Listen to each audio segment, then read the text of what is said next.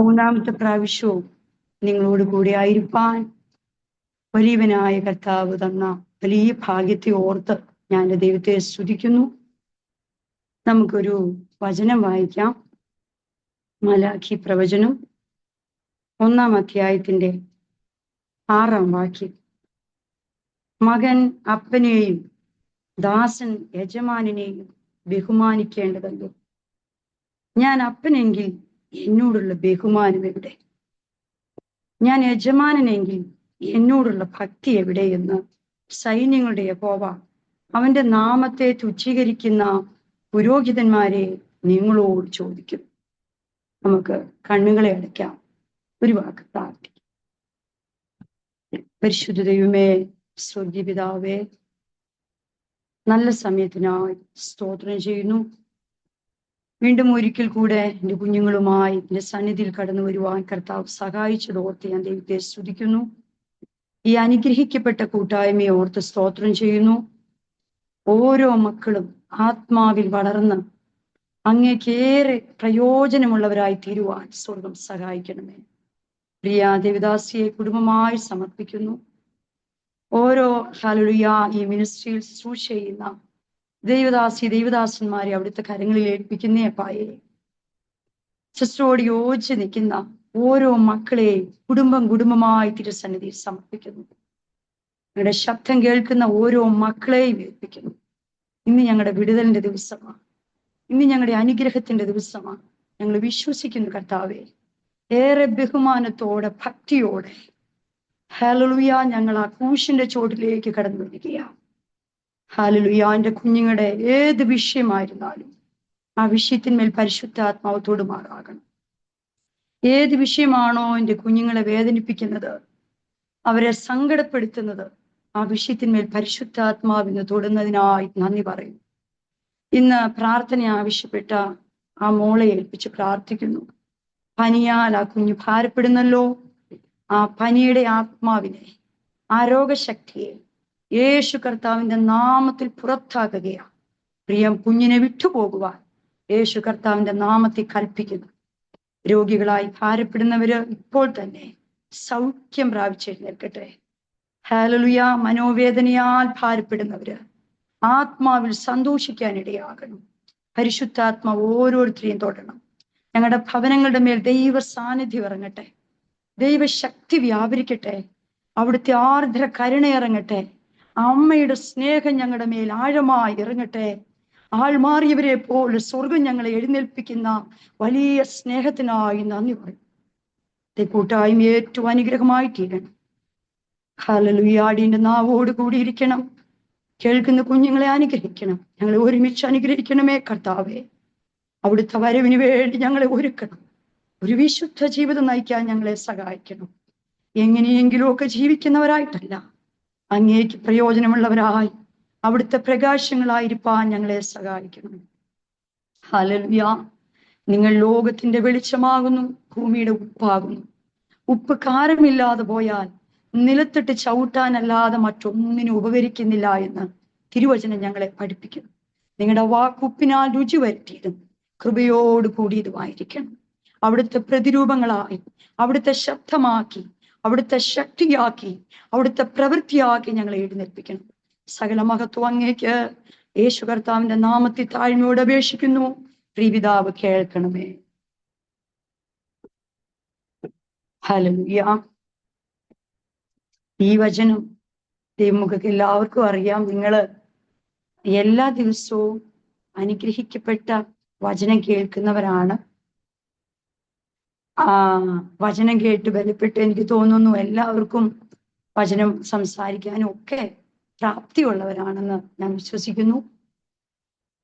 Hallelujah. ഇവിടെ ദൈവത്തിന്റെ ആത്മാവ് നമ്മോട് സംസാരിക്കുകയാണ്. മകൻ അപ്പനെയും ദാസൻ യജമാനെയും ബഹുമാനിക്കേണ്ടതല്ലേ. ഞാൻ അപ്പനെങ്കിൽ എന്നോടുള്ള ബഹുമാനം എവിടെ? ഞാൻ യജമാനെങ്കിൽ എന്നോടുള്ള ഭക്തി എവിടെയെന്ന് ഹല്ലേലൂയ ദൈവം ചോദിക്കുകയാണ് നമ്മളോട്. അപ്പോൾ നമ്മളൊരു ഉദാസീനതയോടെയൊക്കെ അല്ലേ ദൈവകുഞ്ഞുങ്ങളെ ഓർത്ത് ഞാൻ ദൈവത്തെ സ്തുതിക്കുന്നു. എനിക്കും കുറെ ആന്റിമാരുണ്ട്. രാവിലെ ഉച്ചയ്ക്ക്, വൈകുന്നേരം, രാത്രി, എനിക്ക് തോന്നുന്നു ഒരു 2 മണി വരെയൊക്കെ ഉള്ള സൂം മീറ്റിങ്ങിൽ ഇങ്ങനെ ആന്റിമാരിങ്ങനെ കയറുകയാണ്. ഭയങ്കര തിരക്കാ അവര്. ആർത്തിയോടെ അവർ കാത്തിരിക്കുകയാണ് ദൈവത്തിന്റെ വചനം കേൾക്കാനും പ്രാർത്ഥിക്കാനും ഒക്കെ. എന്തുകൊണ്ടാണ് അവരങ്ങനെ കാത്തിരിക്കുന്നത്? ഈ അപ്പനോടുള്ള ബഹുമാനവും കൊണ്ടാണ്, അല്ലേ? ഭക്തി കൊണ്ടാണ്. ഹല്ലേലൂയ. ആരാ പ്രസംഗിക്കുന്നേ? ഇന്ന് ആരാ കടന്നു വരുന്നേ? ആളെ നോക്കിയിട്ടൊന്നുമല്ല. ദൈവ സന്നിധിയിൽ ഇരിക്കുന്നു. ഹല്ലേലൂയ. ആരാധിക്കാനുള്ള ഒരു ആർത്തി, വചനം കേൾക്കാനുള്ള ഒരു കൊതി. ഹല്ലേലൂയ. ഓരോ നിമിഷവും കേൾക്കുന്ന വചനം ദിവസവും കേട്ടാലും പുതിയ പുതിയ ഒരു ഉണർവാണ് നമ്മളിലേക്ക് ഇറങ്ങി വരുന്നത്. പുതിയ ശബ്ദമാണ് നമ്മൾ കേൾക്കുന്നത്. ഉണർന്നില്ലേ? നമ്മൾ ഈ ഡെയിലി ചപ്പാത്തി കഴിക്കുന്നുണ്ട്, ഡെയിലി ചോറ് കഴിക്കുന്നുണ്ട്. ഇന്ന് കഴിച്ചു നാളെ കഴിക്കുമ്പോൾ നമുക്ക് ബുദ്ധിമുട്ട് തോന്നുമോ? ഇല്ലല്ലേ? എന്ന് പറഞ്ഞതുപോലെ ഓരോ നിമിഷവും നമ്മൾ ഇങ്ങനെ വചനം കേൾക്കുമ്പോഴങ്ങ് ആർത്തിയും. ഹല്ലേലൂയ. അപ്പോൾ എത്ര കേട്ടാലും നമുക്ക് മതിയാവത്തില്ല. ഇതാണ് ദൈവത്തോടുള്ള ബഹുമാനമുള്ള കുഞ്ഞുങ്ങളുടെ ഹല്ലേലൂയ സ്വഭാവം, അല്ലേ? ലൂക്കോസ് സുവിശേഷം 1-ാം അധ്യായത്തിന്റെ 80-ാം വാക്യത്തിൽ അവനെ ഭയപ്പെടുന്നവർക്ക് അവന്റെ കരുണ തലമുറ തലമുറയോളം ഇരിക്കുന്നു. ദൈവത്തെ നമ്മൾ ഭയപ്പെടണം എന്ന് ദൈവം ആഗ്രഹിക്കുക. ഹല്ലേലൂയ, സ്തോത്രം. ദൈവത്തെ ഭയപ്പെടുന്നവരുണ്ടോ? കർത്താവിനെ സ്നേഹിക്കുന്നവരുണ്ടോ എന്ന് അപ്പച്ചൻ ഓരോ നിമിഷവും നമ്മളെ ഇങ്ങനെ നോക്കിക്കൊണ്ടിരിക്കുകയാണ്. എങ്ങനെയാണ് നമ്മൾ ദൈവത്തെ സ്നേഹിക്കുന്നത്? ആരെങ്കിലും കാണിക്കാൻ വേണ്ടിയിട്ടാണ്, അല്ലെങ്കിൽ പേടി കൊണ്ടാണ്? ഹല്ലേലൂയ, സ്തോത്രം. ഒരു സ്നേഹം കൊണ്ടുള്ള ഒരു ഭയം നമ്മുടെ വരണം, അല്ലേ? ആ സ്നേഹത്തിലുണ്ടാകുന്ന ഭയമാണ് നമുക്ക് വേണ്ടിയത്. അല്ലാതെ ഒരു രാക്ഷസനെ കാണുന്ന പോലെയാണോ നമ്മുടെ അപ്പായെ നമ്മൾ കാണുന്നത്? ഒരിക്കലും അല്ല. ഹല്ലേലൂയ. ആ മാർവോട് ചേർന്ന് കിടക്കുമ്പോൾ സകലതും മറക്കുന്ന ഒരു അനുഭവം. ഏത് വേദനയിലൂടെയാ കടന്നു പോകുന്നെങ്കിലും വെളിപ്പാടില് ആ മാർവോട് ചേർന്ന് കിടക്കുമ്പോൾ നമുക്കുണ്ടാകുന്ന ആ ഒരു സന്തോഷം, ഒരു സമാധാനം, ഇല്ലേ? ആർദ്ര കരുണ, ഒരമ്മയുടെ സ്നേഹം. ഇപ്പം 90-ാം സങ്കീർത്തനത്തിലാന്ന് തോന്നുന്നു, മോശയുടെ സങ്കീർത്തനത്തിലാന്ന് തോന്നുന്നു, അല്ലേ? യഹോവേ ഞങ്ങളോട് സഹതാപം തോന്നണമേ. ഭക്തൻ പ്രാർത്ഥിക്കുകയാണ്, യഹോവേ ഞങ്ങളോട് സഹതാപം തോന്നണമേ. ഇപ്പൊ ദൈവത്തിന് നമ്മളോട് സഹതാപം തോന്നിയാൽ നമ്മുടെ അവസ്ഥ എങ്ങനെയായിരിക്കും? ദൈവമക്കളൊന്ന് ചിന്തിച്ച്. ഒരു മനുഷ്യന് നമ്മളോട് സഹതാപം തോന്നിയിട്ട് വലിയ കാര്യമുണ്ടോ? ഇല്ലേ? ദൈവത്തിന് നമ്മളോട് മനസ്സലി തോന്നുക, ദൈവത്തിന് നമ്മളോട് സഹതാപം തോന്നുക. ഹല്ലേലൂയ. ഓ, അതിനേക്കാളും വലുത് എന്തുണ്ടല്ലേ? അപ്പച്ചൻ ഇങ്ങനെ ചിന്തിക്കാം, ഓ സീനി അവൾ എനിക്ക് വേണ്ടി ജീവിക്കുന്നല്ലോ, ഈ ജെസ്സി എനിക്ക് വേണ്ടി ജീവിക്കുന്നല്ലോ, ഇല്ലേ? എന്നാ എനിക്ക് അവളോട് സഹതാപം, ഞാൻ അനുഗ്രഹിക്കാൻ പോവും, ഞാൻ അവളുടെ കയ്യിലൊന്ന് പിടിക്കാൻ പോവും, ഞാനൊന്ന് മാനിക്കാൻ പോവും. കണ്ട പറയുക, ദരിദ്രനെ അവൻ കുപ്പയിൽ ഉയർത്തി പ്രഭുക്കന്മാരോട് കൂടെ ഇരുത്തും. ഹല്ലേലൂയ. ആത്മാവിൽ ദരിദ്രനെ എപ്പോഴും അപ്പച്ചന്റെ സന്നിധിയില് മാറാതെ കൃപ ചെയ്യുവോളം നോക്കിക്കൊണ്ടിരിക്കുക. നമ്മളോട് കൃപ ചെയ്യുവോളം 123-ാം സങ്കീർത്തനം പറയുന്നത് പോലെ ആ വാക്യത്തില് ദാസന്റെ കണ്ണ് യജമാനന്റെ കയ്യിലേക്കും ദാസിയുടെ കണ്ണ് യജമാനത്തിയുടെ കയ്യിലേക്കും എന്നുപോലെ അവൻ ഞങ്ങളോട് കൃപ ചെയ്യുവോളം നോക്കിക്കൊണ്ടിരിക്കുക. എനിക്കിങ്ങനെ, ഞാൻ ദൈവത്തിന്റെ ആത്മാവ് ഇങ്ങനെ സംസാരിച്ച ഒരു വാക്യമാണ് ദൈവമക്കളോടും ഞാനിപ്പോ ഷെയർ ചെയ്യുന്നത്. ഇപ്പൊ കുറച്ചു മുമ്പ് എൻ്റെ ഒരു ദേവദാസൻ എന്നെ വിളിച്ചിട്ട് എന്നോട് പറയാ, എന്നോട് ഇങ്ങനെ പറയാ, സിസ്റ്റർ ദൈവത്തെ സ്നേഹിക്കുന്നവരും ഉണ്ട്, പെന്തക്കോസ്തിലായി പോയല്ലോ, ഇനി എന്തോ ചെയ്യും, ചർച്ചയിൽ ചെന്നില്ലെങ്കിൽ പിന്നെ സഭക്കാര് ബുദ്ധിമുട്ടാണ്, അല്ലെങ്കിൽ വീട്ടിലിരിക്കുമ്പോ ചോദിക്കും നീ എന്നെ ആരാധനയ്ക്ക് പോയില്ലേ എന്ന് ചോദിക്കും, അതുകൊണ്ട് ഇഷ്ടമില്ലാതെ കടന്നു പോകുന്നവരുണ്ട്, ഇങ്ങനെയൊക്കെ ഉണ്ട്. ഇപ്പൊ അവിടെ ഒരു പാസ്റ്റർ എടുത്ത് ഒരു ദൈവദാസമാണ്, ജോലി ചെയ്ത് കർത്താവിന്റെ വേല ചെയ്യുന്ന ഒരു വ്യക്തിയാണ്. ഞാന് കല്ലുമല ചർച്ച കൂടിയില്ല കേട്ടോ പോകുന്നത്, ചെങ്ങന്നൂർ ഒരു ബ്രാഞ്ച് ഉണ്ട്, ചെറിയ ഒരു കൂട്ടായ്മ. കിടങ്ങന്നൂർ കുഞ്ഞുമോൻ പാസ്റ്ററുടെ മോൻ ജോബ് തോമസ് പാസ്റ്റർ എന്റെ പാസ്റ്റർ. അപ്പൊ കുറച്ചു മുമ്പ് പാസ്റ്റർ ഇങ്ങനെ പാസ്റ്ററെ വിളിച്ചപ്പോ പാസ്റ്റർ എന്നോടൊരു ചെറിയൊരു അനുഭവം, ഞാൻ പറഞ്ഞു പാസ്റ്റർ എനിക്കൊരു മീറ്റിംഗ് ഉണ്ട്, പാസ്റ്റർ ഒന്ന് പ്രാർത്ഥിച്ചേക്കണേ എന്ന് പറഞ്ഞപ്പോൾ പാസ്റ്റർ എന്നോട് പറഞ്ഞത്, പക്ഷെ അത് എന്നെ ഒരുപാട് ചിന്തിപ്പിച്ചു. അപ്പൊ എന്നോട് പറയാ, ഇപ്പൊ ഇവിടെ ഒരു ദൈവദാസമാണ്, ഒരു ഉദ്യോഗസ്ഥനാണ് മനുഷ്യൻ. അപ്പൊ ഞാനൊരു പാട്ടുപുസ്തകമാണ് ദേവദാസിന് കൊടുത്തു. ആ ദേവദാസിന് ഒരു വലിയ അവാർഡൊക്കെ മേടിക്കുന്ന പോലെ 2 കൈ കൊണ്ടും മേടിച്ച് ഇങ്ങനെ ഭയങ്കര ഭക്തിയോടെ മേടിക്കുന്നു. എനിക്കത് കേട്ടപ്പോ ഭയങ്കര സന്തോഷം തോന്നി. താഴ്മ അതൊരു ദൈവികതയാണ് അല്ലേ? അതിന് ഭയങ്കര സൗന്ദര്യ ദൈവമക്കളെ. നമ്മൾ ആരാണോ എന്താണോ നമ്മൾ എവിടെയാണോ കർത്താവ് നിർത്തിയിരിക്കുന്നേ അതൊന്നുമല്ല. എവിടെയായിരുന്നാൽ ഒരു ഭയങ്കര ഒരു സൗന്ദര്യവും ഒരു ഐശ്വര്യമുള്ള കാര്യമാണ് നമ്മുടെ ഹൃദയത്തിന് താഴ്മയുണ്ടാകുക എന്ന് പറയും. ഹല്ലേലൂയ. അപ്പൊ ഇപ്പം നമുക്ക് ദൈവത്തോട് താഴ്മയുണ്ട്, ദൈവത്തോട് ഭയങ്കര ബഹുമാനവും, നമുക്ക് അപ്പായോട് ഭയങ്കര ബഹുമാനവും, നമുക്ക് ഭയങ്കര ഭക്തിയാന്നിരിക്കട്ടെ. അപ്പൊ ഈ ഭക്തനെ നമ്മൾ എങ്ങനെ തിരിച്ചറിയുന്നേ? ഭക്തനെയും ഭക്തിയും ഒക്കെ നമ്മൾ എങ്ങനെ തിരിച്ചറിയുന്നേ?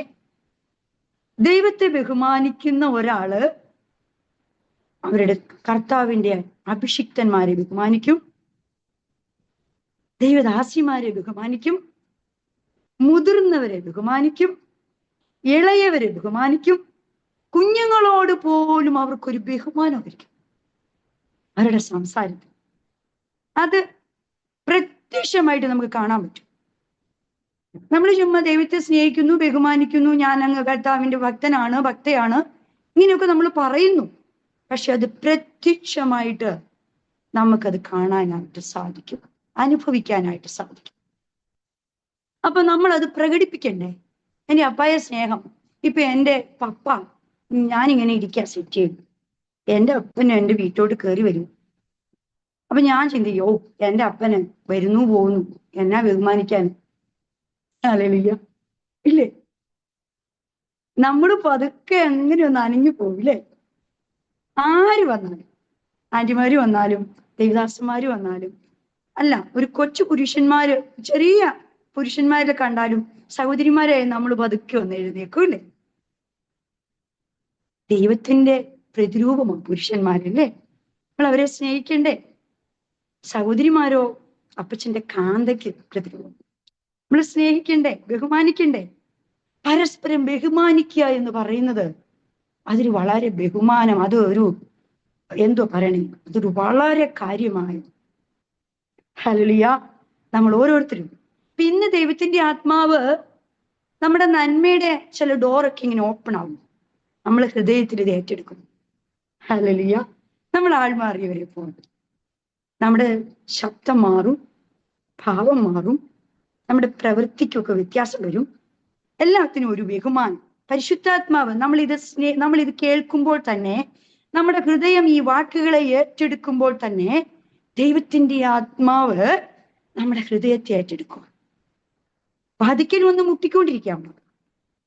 ആര് വാതിൽ തുറന്നു കൊടുക്കുന്നോ അവനോടും അവൻ എന്നോടും വർത്താനം. ഈ തിരുവചനല്ലേ കഴിക്കുന്ന ഭക്ഷണം. ഹല്ലേലൂയ. എന്നിട്ട് എന്നാ സംഭവിക്കുന്നേ? യേശുപിജൻ നമ്മളോട് കൂടെ ഭക്ഷണം കഴിക്കുക എന്ന് പറഞ്ഞാൽ എങ്ങനെയാ? ഹല്ലേലൂയ. അതൊരു വലിയ കാര്യമല്ലേ? അതൊരു വലിയ മഹത്തായ കാര്യം.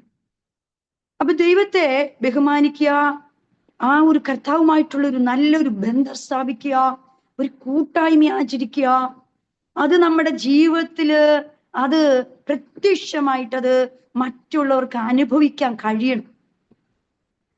അതിൽ വെളിച്ചമായിട്ട് അത് തണ്ടിമേ വെക്കണം. നമ്മുടെ മനസ്സിൽ എൻ്റെ ഭാര്യയോട് എനിക്ക് സ്നേഹമുണ്ട്, എൻ്റെ ഭർത്താവിനോട് എനിക്ക് സ്നേഹമുണ്ട്, എൻ്റെ മക്കളെയൊക്കെ എനിക്ക് ഇഷ്ടമാണ്, എൻ്റെ പപ്പായെയും മമ്മിയെ എനിക്ക് ഇഷ്ടമാണ്, എൻ്റെ ദേവദാസിനോട് എനിക്ക് ബഹുമാനമുണ്ട്, സ്നേഹമുണ്ട്, എല്ലാവരോടും സ്നേഹവും ബഹുമാനവും ഒക്കെ ഉണ്ട്. പക്ഷെ അതെന്റെ ഹൃദയത്തിലാണ്. ഞാനത് പുറത്തെന്തിനാണ് ചുമ്മാ പ്രകടിപ്പിച്ചത്?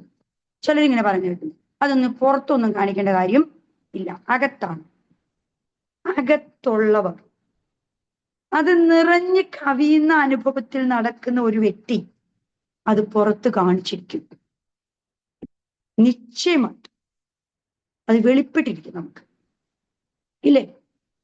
അതുകൊണ്ട് ഇന്ന് അപ്പായോട് പ്രാർത്ഥിച്ചുകൊണ്ടിരിക്കണം, അപ്പായെ അവിടുത്തെ പ്രതിരൂപങ്ങളാക്കി ഞങ്ങൾ എഴുന്നേൽപ്പിക്കണമേ. എബ്രായർക്കെഴുതിയ ലേഖനം 11-ാം അധ്യായത്തിന്റെ 1-ാം വാക്യം, വിശ്വാസം എന്നതോ ആശിക്കുന്നതിന്റെ ഉറപ്പും കാണാത്ത കാര്യങ്ങളുടെ നിശ്ചയമാണ്. വിശ്വാസം എന്നതോ ആശിക്കുന്നതിന്റെ ഉറപ്പും കാണാത്ത കാര്യങ്ങളുടെ നിശ്ചയമാണ്. ദൈവികമായിട്ടുള്ള ആശ, ഇല്ലേ?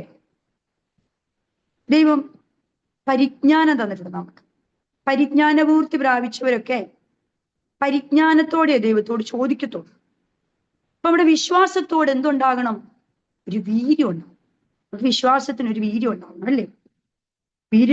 വീര്യത്തോട് പരിജ്ഞാനം, പരിജ്ഞാനത്തോട് ഇന്ദ്രിയജയം, ഇന്ദ്രിയജയത്തോട് സ്ഥിരത, സ്ഥിരതയോട് സഹോദരപ്രീതി, സഹോദരപ്രീതിയോട് സ്നേഹം കൂട്ടിക്കൊള്ളുവാൻ.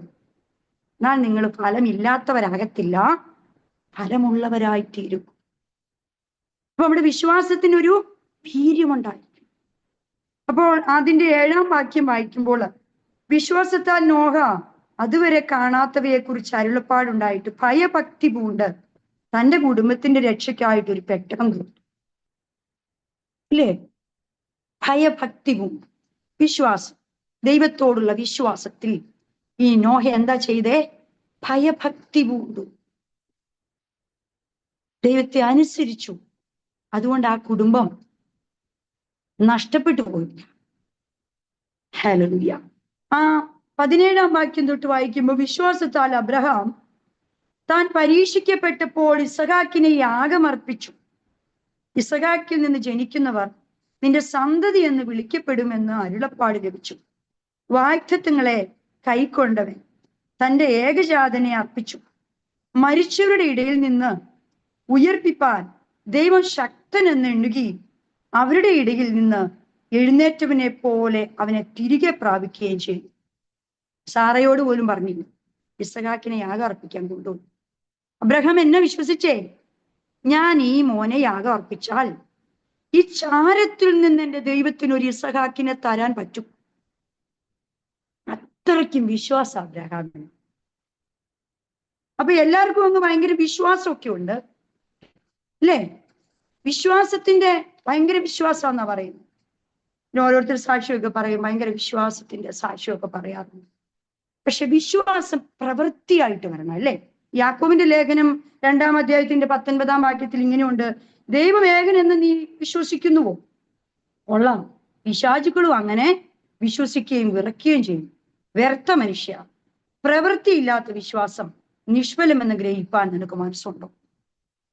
അപ്പം ചില വിഷയങ്ങൾ കയറി വരണം, നമ്മുടെ വിശ്വാസത്തിന്റെ വീര്യം കാണണമെങ്കിൽ, ഇല്ലേ? ചെറിയൊരു വിഷയം മതി ചിലര് താഴെ വീഴും. ഭയങ്കര പ്രസംഗിക്കുന്നവരായിരിക്കും, ഭയങ്കരമായിട്ട് കൂട്ടായ്മ നടത്തുന്നതായിരിക്കും ഞാനടക്കം. ഈ ദിവസങ്ങളിൽ ഞാൻ എന്നെ തന്നെ ടെസ്റ്റ് ചെയ്തുകൊണ്ടിരിക്കുക, ഈ ഭയങ്കര വിശ്വാസം. അപ്പം ഞാൻ ഈ കഴിഞ്ഞ ഇടയ്ക്ക് ഞാനിങ്ങനെ ചില കാര്യം ഇങ്ങനെ മക്കളിലൂടെയൊക്കെ ദൈവത്തിന്റെ ആത്മാവോട് സംസാരിച്ചു. 2-3 വർഷം മുമ്പ്, 4 വർഷം മുമ്പ് എൻ്റെ മോനെ ഞാൻ പഠിപ്പിക്കാൻ വിട്ടു. ദൈവത്തോട് ആലോചനയൊക്കെ ചോദിച്ചാ പഠിക്കാൻ വിട്ടു. ദൈവത്തോട് ഞാനിങ്ങനെ ചോദിച്ചു, കർത്താവേ, എൻ്റെ കുഞ്ഞിനെ പഠിക്കാൻ വിടണോ? എനിക്ക് അവനെ പഠിപ്പിക്കാൻ പറ്റുമോ? ഫീസ് അടയ്ക്കാൻ പറ്റുമോ? ഞാൻ വിഷമിക്കേണ്ടതായി വരുമോ? ഞാൻ എൻ്റെ മോനെ പഠിക്കാൻ വിട്ടു. ആദ്യത്തെ സെമസ്റ്റർ ഫീസൊക്കെ അടച്ചു, രണ്ടാമത്തെ ഫീസ് അടയ്ക്കാൻ പറ്റുന്നില്ല. എൻ്റെ കുഞ്ഞിനെ 1.5 മാസം കോളേജിൽ കയറ്റിയില്ല, ഞാൻ അറിഞ്ഞില്ല. പിന്നെ അവര് എക്സാമിന്റെ സമയത്ത് എന്നെ വിളിച്ചു, നവീൻ ക്ലാസ്സിൽ കയറിയിട്ട് 1.5 മാസമായി എന്ന് പറഞ്ഞു. ഞാൻ വിചാരിച്ചു എൻ്റെ മോൻ എന്തോ തെറ്റ് ചെയ്തിട്ട് അവര് പുറത്താക്കിയതാന്ന് വിചാരിച്ചു. പെട്ടെന്ന് ഞാൻ എൻ്റെ മോനെ വിളിച്ചു, ഇടാ നീ എന്നാ കോളേജിൽ പോകാതിരുന്നേ? കോളേജിൽ നിന്ന് എന്നെ വിളിച്ചല്ലോ. പറഞ്ഞു, മമ്മി അത് ഞാൻ ഫീസ് അടയ്ക്കാത്തതുകൊണ്ട് എന്നെ കോളേജിൽ കയറ്റി. പെട്ടെന്ന് ഞാന് ഫീസും കാര്യങ്ങളൊക്കെ ദൈവത്തിന്റെ ആത്മാവ് എനിക്ക് റെഡിയാക്കി തന്നു. കൃപയാൽ ഞാൻ ഫീസ് അടച്ചു. ഞാൻ എന്നിട്ട് ഇരുന്ന് പ്രാർത്ഥിക്കുകയാണ്. പ്രാർത്ഥനാ റൂമിൽ ഇരുന്ന് എൻ്റെ മോളുടെ കൈ പിടിച്ചിട്ടാ പ്രാർത്ഥിക്കുന്നു, ഞാനും മോളും. ദൈവമേ, എൻ്റെ മോനെ പഠിപ്പിക്കാൻ എനിക്കൊരു സ്പോൺസറെ തരണേ. എൻ്റെ കുഞ്ഞിനെ ആരെങ്കിലും ഒന്ന് പഠിപ്പിക്കട്ടെ. ഞാൻ ഇനി വേദനിക്കാൻ അനുവദിക്കല്ലേ എന്നൊക്കെ പറഞ്ഞ് ഞാനിങ്ങനെ പ്രാർത്ഥിക്കുക. അപ്പൊ എന്റെ മോള് പെട്ടെന്ന് എന്നോട് പറയാം, മമ്മി, അച്ചാച്ചന്റെ സ്പോൺസർ കർത്താവല്ലേ, മമ്മി ഇതിനെ ചുമ്മാ ഭാരപ്പെടുന്നേ. ഹല്ലേലൂയ. ഞാന് രാവിലെ ഉച്ച കഴിഞ്ഞും വൈകിട്ടും പ്രസംഗിക്കുക വചനം. ഇപ്പൊ ഈ ഒരു വലിയ ഒരാഴമായ വിശ്വാസം ഇല്ലേ, അപ്പോഴത്തേക്കും ഞാൻ ക്ഷീണിച്ചു പോയി. അപ്പൊ എന്റെ മോള് വൈകിട്ട്, അവള് തന്നെ രാവിലെ ഉച്ചയ്ക്ക് പ്രാർത്ഥിക്കുന്നുണ്ടാവും, വൈകിട്ട് ഞങ്ങൾക്ക് ഒന്നിച്ചിരുന്ന് പ്രാർത്ഥിക്കാനേ സമയം കിട്ടുന്നുള്ളൂ. അവൾ എന്നെ പോലെ വചനം വായിക്കുന്നതും പ്രാർത്ഥിക്കുന്നതും ഞാൻ കാണുന്നില്ല. എങ്കിലും നല്ലൊരു ഉറച്ച വിശ്വാസം, അവളുടെ ഉള്ളിലെ വിശ്വാസത്തിനൊരു വീര്യമുണ്ട്.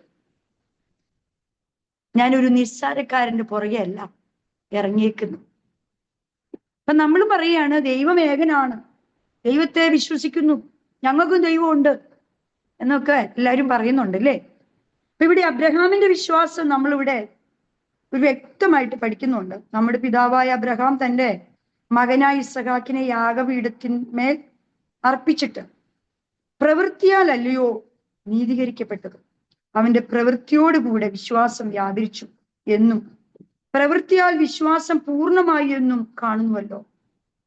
അബ്രഹാം ദൈവത്തെ വിശ്വസിക്കുകയും അതവന് നീതിയായി കണക്കിടുകയും ചെയ്തു എന്നുള്ള തിരുവെഴുത്ത് നിവൃത്തിയായി അവൻ ദൈവത്തിന്റെ സ്നേഹിതനെന്ന് പേർ പ്രാപിച്ചു.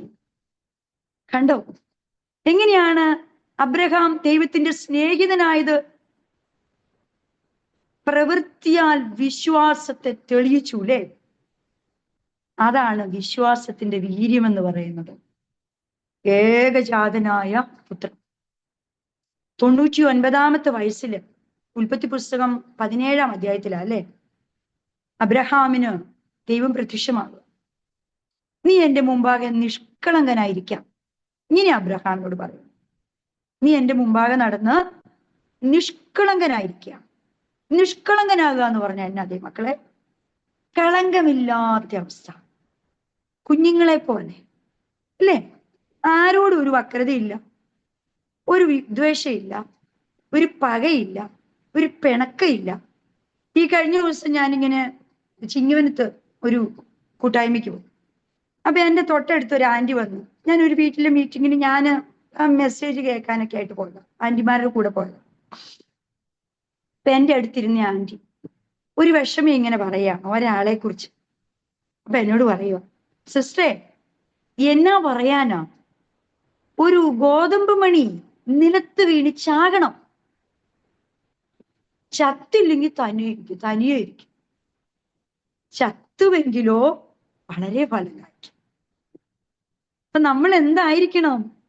പഴയ മനുഷ്യൻ ചാകണം, എങ്കിൽ മാത്രമേ ക്രിസ്തു നമ്മളില് ജനിക്കുന്നു.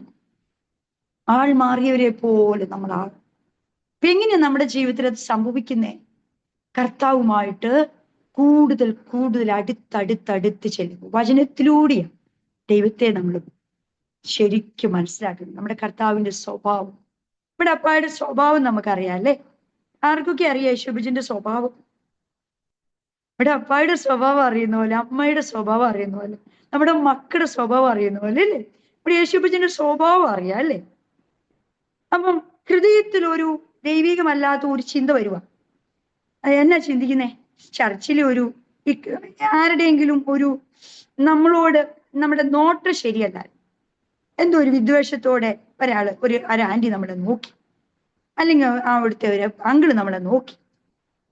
അപ്പൊ അതൊരു വലിയ ഒരു വേദനയായിട്ട് നമ്മൾ വീട്ടിൽ വരും. വീട്ടിൽ വന്നിട്ട് ഇങ്ങനെ പിശാച് ഇങ്ങനെ പറയാ, കണ്ടോ നിന്നോട് അവർക്ക് ദേഷ്യമാണ്, അല്ലെങ്കിൽ അവന് ദേഷ്യം, നിന്നോട് എന്തോ ഒരു പകയുണ്ട്. ഈ ചെറിയൊരു കാര്യം അതിനെ ഇങ്ങനെ പുകച്ച് പുകച്ച് നമ്മളെ അങ്ങ് വല്ലാത്ത അവസ്ഥയിലേക്ക് ആക്കിക്കൊണ്ടിരിക്കുക. സൺഡേയിലെ ആരാധന കഴിഞ്ഞ് അനുഗ്രഹത്തോടെ നമ്മൾ വരേണ്ടതാ. ഒരാത്മനദി ഒഴുകുന്ന പോലെ നമ്മൾ വീട്ടിലോട്ട് വരേണ്ടതാ, അനുഗ്രഹം കൊണ്ട് വരേണ്ടതാ നമ്മൾ. പക്ഷെ അന്ന് ചെറിയൊരു കാര്യം ഇട്ടിട്ട്, ഒരു ചെറിയ വിഷയം ഇട്ടിട്ട് നമ്മുടെ ഈ ഒരു അനുഗ്രഹം പിശാചില്ലാണ്. ഇല്ലേ? ചെറിയൊരു വിഷയം ഇട്ടിട്ട് ഒരാളൊന്ന് നോക്കിയത് ശരിയായില്ല. ഒരു 2-3 ദിവസം കഴിഞ്ഞപ്പോഴാണ് നമ്മുടെ പ്രാർത്ഥനയെ ബാധിക്കാൻ തുടങ്ങി. പ്രാർത്ഥിച്ചുകൊണ്ടിരിക്കുമ്പോഴല്ല ഇതാ ചിന്ത, ആരാധിക്കുമ്പോൾ ഇതാ ചിന്ത, വചനം വായിക്കുമ്പോൾ ഇതാ ചിന്ത. പിന്നീട് ആ സുബോധം വന്നേ, അയ്യോ, എന്റെ ആത്മീയ ആ ഉണർവിനെയാണല്ലോ ഈ പിശാച് കെടുത്തിക്കൊണ്ടിരിക്കണേ. ദൈവത്തിന്റെ ആത്മാവ് പറയാ, ഒന്നുമില്ല, ചുമ്മാതാ. അല്ലെങ്കിൽ ആ വ്യക്തിയെ വീണ്ടും നമ്മളൊന്ന് കാണാനിടയായി. പിന്നെ നമ്മളെ അങ്ങ് സ്നേഹിച്ചു, സന്തോഷിച്ചു, ചിരിച്ചു. അപ്പം നമ്മൾ അങ്ങോട്ട് ചോദിച്ചു, എന്താ കഴിഞ്ഞ ആഴ്ച ഒരു വിഷമം ഉണ്ടായിരുന്നല്ലോ മുഖത്ത്? അപ്പോൾ പറയാണ്, അയ്യോ, എനിക്കൊരു ചെറിയൊരു വിഷമം ഉണ്ടായിരുന്നു. ആ ഒരു ചിന്തയിലൊക്കെ നിന്നപ്പോഴാ സിസ്റ്റർ വന്നേ, അല്ലെങ്കിൽ അച്ഛൻ വന്നേ. അന്നേരം എനിക്ക് അങ്ങനെ തോന്നിയതാ, അല്ലാണ്ട് എനിക്ക് എന്താ ഒരു ഭാരവും ഇല്ല. അപ്പൊ നമ്മൾ 2-3 ദിവസം നമ്മളെ വെറുതെ പിശാച് അവഹരിച്ചു, ഒരു കാര്യവും ഇല്ല. അപ്പൊ ഇങ്ങനെ 2-3 ദിവസം പിശാച് അപഹരിക്കുന്ന ആരുടെയാ? സുബോധം ഇല്ലാതെ നടക്കുന്നവരുടെ. ഓരോ നിമിഷവും വചനത്തിൽ ഉണർന്നു നടക്കുന്നവരുടെ ഹൃദയത്തെ പിശാച് അപഹരിക്കൂ? ഒരിക്കലുമില്ല, അല്ലേ? സങ്കടവും വേദനയും അതൊക്കെ നമ്മുടെ ജീവിതത്തിലുണ്ട്. ആ ഈ എബ്രായർക്ക് എഴുതിയ ലേഖനം അതിന്റെ 11-ന്റെ 24 തൊട്ട് വായിക്കുമ്പോൾ, വിശ്വാസത്താൽ മോശ താൻ വളർന്നപ്പോൾ പാപത്തിന്റെ താൽക്കാല ഭോഗത്തെക്കാളും ദൈവജനത്തോടുകൂടെ കഷ്ടം അനുഭവിക്കുന്നത് തിരഞ്ഞെടുത്തു. പ്രതിഫലം നോക്കിയത് കൊണ്ട് ഫറവോന്റെ പുത്രിയുടെ മകൻ എന്ന് വിളിക്കപ്പെടുന്നത് നിരസിക്കുകയും മിസ്രൈമിലെ നിക്ഷേപത്തെക്കാൾ ക്രിസ്തുവിന്റെ നിന്ന വലിയ ധനം എന്നുണ്ടുകയും ചെയ്തു. അപ്പോൾ എന്താണ് ദൈവമക്കളെ നമ്മുടെ ധനം? ധനം എന്ന് ക്രിസ്തുവിന്റെ നിന്ന വലിയ ധനം എന്നെണ്ണുകയും ചെയ്തു. അപ്പൊ നമ്മൾ നിന്ദിക്കപ്പെടുമ്പോൾ എന്താ സംഭവിക്കുന്നേ? നമ്മൾ ധനവാന്മാരായാൽ, ഈ വെളിപ്പാട് പുസ്തകം 3-ാം അധ്യായം പഠിക്കുമ്പോൾ നമുക്കറിയാം, ഇവിടെ പറയുന്നുണ്ട് 3-ാം അധ്യായത്തിന്റെ 17-ാം വാക്യം, ഞാൻ ധനവാൻ സമ്പന്നനായിരിക്കുന്നു, എനിക്ക് ഒന്നിനും മുട്ടില്ല എന്ന് പറഞ്ഞുകൊണ്ട് നീ നിർഭാഗ്യവനും അരിഷ്ടനും ദരിദ്രനും കുരുടനും നഗ്നനും എന്നറിയാതിരിക്കാൽ നീ സമ്പന്നനാകേണ്ടതിന് തീയിൽ ഊതിക്കഴിച്ച പൊന്നും നിന്റെ നഗ്നതയുടെ ലജ്ജ വെളിവാകാതെ വണ്ണം ധരിക്കേണ്ടതിന് വെള്ളയുടുപ്പും നിനക്ക് കാഴ്ച ലഭിക്കേണ്ടതിന് കണ്ണിലെഴുതുവാൻ ലേപവും എന്നോട് വിലയ്ക്ക് വാങ്ങുവാൻ ഞാൻ നിന്നോട് ബുദ്ധി പറയുന്നു. അപ്പൊ സമ്പന്നനാകേണ്ടത് എങ്ങനെയാണെന്ന് മനസ്സിലായോ? വെള്ളയുടുപ്പ്, അല്ലേ? നമ്മുടെ പ്രവൃത്തി പൊന്നുപോലെ ശുദ്ധീകരിച്ച് അഗ്നിയിലുള്ള ആ സ്നാനം. യോഹന്നാൻ മത്തായി സുവിശേഷം 3-ാം അധ്യായത്തിൽ പറയുന്ന പോലെ, എന്റെ പിന്നാലെ വരുന്നവൻ പരിശുദ്ധാത്മാവിനും തീയിലും നിങ്ങളെ സ്നാനപ്പെടുത്തും. ഹല്ലേലൂയ. ആ അഗ്നിയുടെ അഭിഷേകം. പിന്നെ പറയാ, കണ്ണിലെഴുതാൻ ലേപം. അതേതാ? കണ്ണുനീര. ആ ലേപം കണ്ണുനീര. ഏത് ഗൂഗിളിൽ സെർച്ച് ചെയ്താലും എന്തൊക്കെ കണ്ടുപിടിച്ചാലും നമ്മുടെ ലേപം കണ്ണുനീരാ ദൈവമക്കൾ. ഞാൻ ഇന്ന് രാവിലെ തൊട്ട് ആ പാട്ടും പാടിക്കൊന്ന, കണ്ണുനീർ തൂകുമ്പോൾ മനസ്സലിയുന്ന ദൈവത്തിനു സ്തോത്രം എന്നും എന്നേക്കും, എന്റെ ദൈവത്തിനു സ്തോത്രം ഇന്നും എന്നേക്കും. കണ്ണുനീർ തൂകുമ്പോൾ മനസ്സലിയുന്ന ദൈവത്തിനു സ്തോത്രം ഇന്നും എന്നേക്കും, എന്റെ ദൈവത്തിനു സ്തോത്രം ഇന്നും എന്നേക്കും. രോഗശയ്യയിലൻ കൂടെയിരിക്കുന്ന ദൈവത്തിനു സ്തോത്രം ഇന്നും എന്നേക്കും, എന്റെ ദൈവത്തിനു സ്തോത്രം ഇന്നും എന്നേക്കും. ഹല്ലേലൂയ, സ്തോത്രം. അപ്പോൾ കണ്ണുനീർ തൂകുമ്പോൾ മനസ്സലിയുന്ന ഒരു ദൈവം, രോഗശയ്യയില് നമ്മളാകുമ്പോൾ നമ്മുടെ കൂടെ ഇരിക്കുന്ന ഒരു ദൈവം, നമ്മുടെ കർത്താവ്. ആ കഷ്ടതയിൽ മാത്രമാണ് ഓരോ വ്യക്തികളും കർത്താവിലേക്ക് കൂടുതൽ അടുക്കുന്നത്. അതാ ദരിദ്രരോട് സുവിശേഷം അറിയിക്കാം, ഇല്ലേ? യെശയ്യാപ്രവചനം 50-ന്റെ 4 ഇങ്ങനെ പറയുന്നുണ്ട്, തകർന്നിരിക്കുന്നവനെ വാക്കുകൊണ്ട് താങ്ങാൻ അറിയേണ്ടതിന് കർത്താവായ യഹോവ എനിക്ക് ശിഷ്യന്മാരുടെ നാവ് തന്നിരിക്കുന്നു. എന്തിനാണ് ശിഷ്യന്മാരെ എഴുന്നേൽപ്പിച്ചിരിക്കുന്നത്? തകർന്നിരിക്കുന്നവന് വാക്കുകൊണ്ട് താങ്ങാൻ അറിയണം, അല്ലേ? നമ്മൾ ആൾ മാറിയവരെ പോലെ ആകേണ്ടത്, നമ്മുടെ ശബ്ദം അനേകർക്ക് ആശ്വാസമായി തീരേണ്ടത്. ഹല്ലേലൂയ, സ്തോത്രം. അപ്പം ഓരോ നിമിഷവും നമ്മൾ വീടിനകത്ത് ഒരാശ്വാസമായി തീരാൻ, ആൾ മാറിയവരെ പോലെ ആകാൻ, എപ്പോഴും ഇങ്ങനെ ഒരു പരാതിപ്പെട്ടിയെ പോലെ നടക്കാനല്ല, അല്ലേ? നമുക്കിപ്പം എന്തെങ്കിലും വേദനിച്ചിരിക്കുന്ന ഒരാളോട് എല്ലാവരോടും ഒന്നും വചനം പറയാൻ പറ്റത്തില്ല. ചിലരോട് വചനം പറഞ്ഞാൽ പറയും, ആ നിങ്ങൾക്ക് ഇങ്ങനെ വചനമൊക്കെ പറഞ്ഞുകൊണ്ടൊക്കെ നടന്നാൽ മതി, വേറെ പണിയും വേലയും ഒന്നും ഇല്ലല്ലോ. നമ്മളെ നിന്ദിക്കുന്നവരുണ്ടല്ലേ. എപ്പോഴും നിങ്ങൾക്ക് ഈ വചനമൊക്കെ പറഞ്ഞുകൊണ്ടങ്ങ് നടന്നാൽ മതി. വിശപ്പില്ലാത്തവന് തേൻകൊട്ടയും ചവിട്ടിക്കളയും, വിശപ്പുള്ളവനോ ആർത്തിയോടിരിക്കൂല്ലേ. നമുക്ക് എവിടെയെങ്കിലും ഒരു കുഞ്ഞൊരു വചനം പറഞ്ഞാൽ മതി, ഒരു കുഞ്ഞെഴുന്നേറ്റുന്നൊരു വചനം പറഞ്ഞാൽ മതി, നമ്മൾ അതങ്ങ് ഏറ്റെടുക്കും, അല്ലേ? എവിടെ ദൈവത്തിന്റെ വചനം കേൾക്കുന്നോ അവിടെ ഒക്കെ നമ്മൾ ദൈവത്തിന്റെ ആത്മാവിൽ സന്തോഷിക്കാനായിട്ട് ഇടയാവും. കർത്താവിനൊന്ന് സന്തോഷിക്കുക എന്ന് പറഞ്ഞാൽ, അല്ലേ? ഇപ്പൊ നമ്മള് ഹല്ലേലൂയ, സ്തോത്രം, ഏറ്റവും കരയുന്നത് ആർക്ക് വേണ്ടിയിട്ടാ? നമ്മുടെ കുഞ്ഞുങ്ങൾക്ക് വേണ്ടിയാ, അല്ലേ? നമ്മുടെ പ്രിയപ്പെട്ടവർക്ക് വേണ്ടി, നമ്മുടെ കുടുംബത്തിന് വേണ്ടി, നമ്മൾക്ക് വേണ്ടി. കർത്താവും അങ്ങനെയാ പറഞ്ഞു, യെരൂശലേം പുത്രിമാരെ, നിങ്ങൾ എന്നെ ഓർത്ത് കരയണ്ട, നിങ്ങളെയും നിങ്ങളുടെ തലമുറകളെ ഓർത്ത് കരയുവിൻ കർത്താവ് പറഞ്ഞു. അപ്പൊ തലമുറയെ മാത്രം ഓർത്ത് കരയാനല്ല പറയുന്നേ, നിങ്ങളെ, അപ്പൊ നമ്മളെ ഓർത്ത് കരയും. ഒരു വല്ലാത്ത കാലഘട്ടത്തിലൂടെ പോയിക്കൊണ്ടിരിക്കും. സ്നേഹം തണുത്തു പോകും, അനേകരുടെ സ്നേഹം തണുത്തു പോകും. നമ്മൾ കുറെ നാള് പ്രാർത്ഥിച്ചു, ചില വിഷയത്തിന് വിടുതലാകുന്നില്ല. ഓ, ചിലർ എത്രയോ പേരെ എനിക്കറിയാം പ്രാർത്ഥിച്ചിട്ട് വിടുതലാകുന്നില്ല എന്നും പറഞ്ഞ് കർത്താവിനെ വിട്ടങ്ങ് പോകും. യേശുപ്പച്ചൻ ഹൃദയത്തെ താഴ്ത്തി പരീക്ഷിക്കുന്നതാണ്, എന്നിട്ട് ഉയർത്താൻ. എന്റെ കൈ ഇത് ചെയ്തു എന്ന് പറയാതിരിക്കേണ്ടത്, അല്ലേ? നമ്മളെ അങ്ങ് താഴ്ത്തി പരീക്ഷിക്കുന്നതാണ്. അവിടെ വിടുതലിന്റെ സമയമാകുമ്പോഴായിരിക്കും നമ്മൾ കർത്താവിന് അകന്നു പോകും. ഹല്ലേലൂയ. ഞാൻ എൻ്റെ മക്കളോട് പറയാറുണ്ട്, നിങ്ങളുടെ ആവശ്യങ്ങൾ നിങ്ങൾ എന്ത് ചെയ്യണം? കർത്താവിന്റെ സന്നിധി അങ്ങ് കരഞ്ഞ്, മുട്ട നിന്ന് അങ്ങ് കരഞ്ഞു പറയണം. യേശുപ്പച്ചന്റെ മുമ്പിൽ ഇരുന്ന് മുട്ട ഇരുന്ന് കരയാൻ ആരും നാണിക്കേണ്ട കാര്യം. മനുഷ്യരുടെ, കർത്താവിന്റെ മുമ്പിൽ കരഞ്ഞ ഒറ്റ മനുഷ്യരുടെ മുമ്പിൽ കർത്താവ് നമ്മളെ കരയിപ്പിക്കത്തില്ല. സത്യമായൊരു കാര്യം. അപ്പൊ എനിക്ക് ഈ കഴിഞ്ഞ ഇടയ്ക്ക് എനിക്ക് ഒരുപാട് സാമ്പത്തിക ബുദ്ധിമുട്ടൊക്കെ ഉണ്ടായിരുന്നു. എന്റെ സാക്ഷ്യം ദൈവമക്കൾ ആരെങ്കിലും കേട്ടിട്ടില്ലെങ്കിൽ, 35 ലക്ഷം രൂപ കടമായിരുന്നു ദൈവമക്കളെ. എന്റെ 35 ലക്ഷം രൂപയും കർത്താവ് കടമൊക്കെ വീട്ടിൽ തന്നു. ഇനി എനിക്കാണ് എന്റെ മോളെ ഒന്ന് പഠിപ്പിക്കുന്നത്. ഈ കഴിഞ്ഞ ഇടയ്ക്ക് എന്റെ മോന് വർക്ക് ചെയ്യാൻ ഒരു ലാപ്ടോപ്പ് ആവശ്യമായിരുന്നു. ഞാനിങ്ങനെ ദൈവസന്നിധി കരഞ്ഞു. ഒരു ചെറിയ തുകയൊന്നും അല്ല, വലിയ തുകയായിരുന്നു വേണ്ടത്. ഇവിടുന്ന് നാട്ടിൽ മേടിക്കുവാണെങ്കിൽ 1, 2, 3 ലക്ഷം രൂപയുടെ ഒക്കെ ലാപ്ടോപ്പ്, അത് ദുബൈയിൽ നിന്നൊക്കെ വാങ്ങിച്ചാൽ 1 ലക്ഷം രൂപ കുറവാണ്. അവിടുന്ന് കൂട്ടുകാരനെ കൊണ്ട് മേടിപ്പിക്കാനൊക്കെ, വർക്ക് ചെയ്യണമെങ്കിൽ ഇവർക്ക് ഈ ലാപ്ടോപ്പ് വേണം. അപ്പം എനിക്കിങ്ങനെ ഒന്ന് കേൾക്കുമ്പോൾ വലിയ ഭയമൊന്നും തോന്നാറ്. അക്കൗണ്ടിൽ കാശ് കിടന്നിട്ടല്ല, എന്റെ ദൈവം വലിയവനായിരുന്നു. വിശ്വാസത്തിനൊരു വീര്യമുണ്ട്. മോനോട് പറഞ്ഞു, നീ പ്രാർത്ഥിക്കാൻ പറഞ്ഞു. അങ്ങനെ മോൻ എറണാകുളത്താ, മോളും എറണാകുളത്താ. ഞങ്ങളിങ്ങനെ ഗ്രൂപ്പ് കോൾ ചെയ്യും, രാത്രിയിൽ ഒന്നിച്ച് പ്രാർത്ഥിക്കും. 3 ദിവസം ഫാസ്റ്റിംഗ് ആയിരുന്നു ഞങ്ങൾ.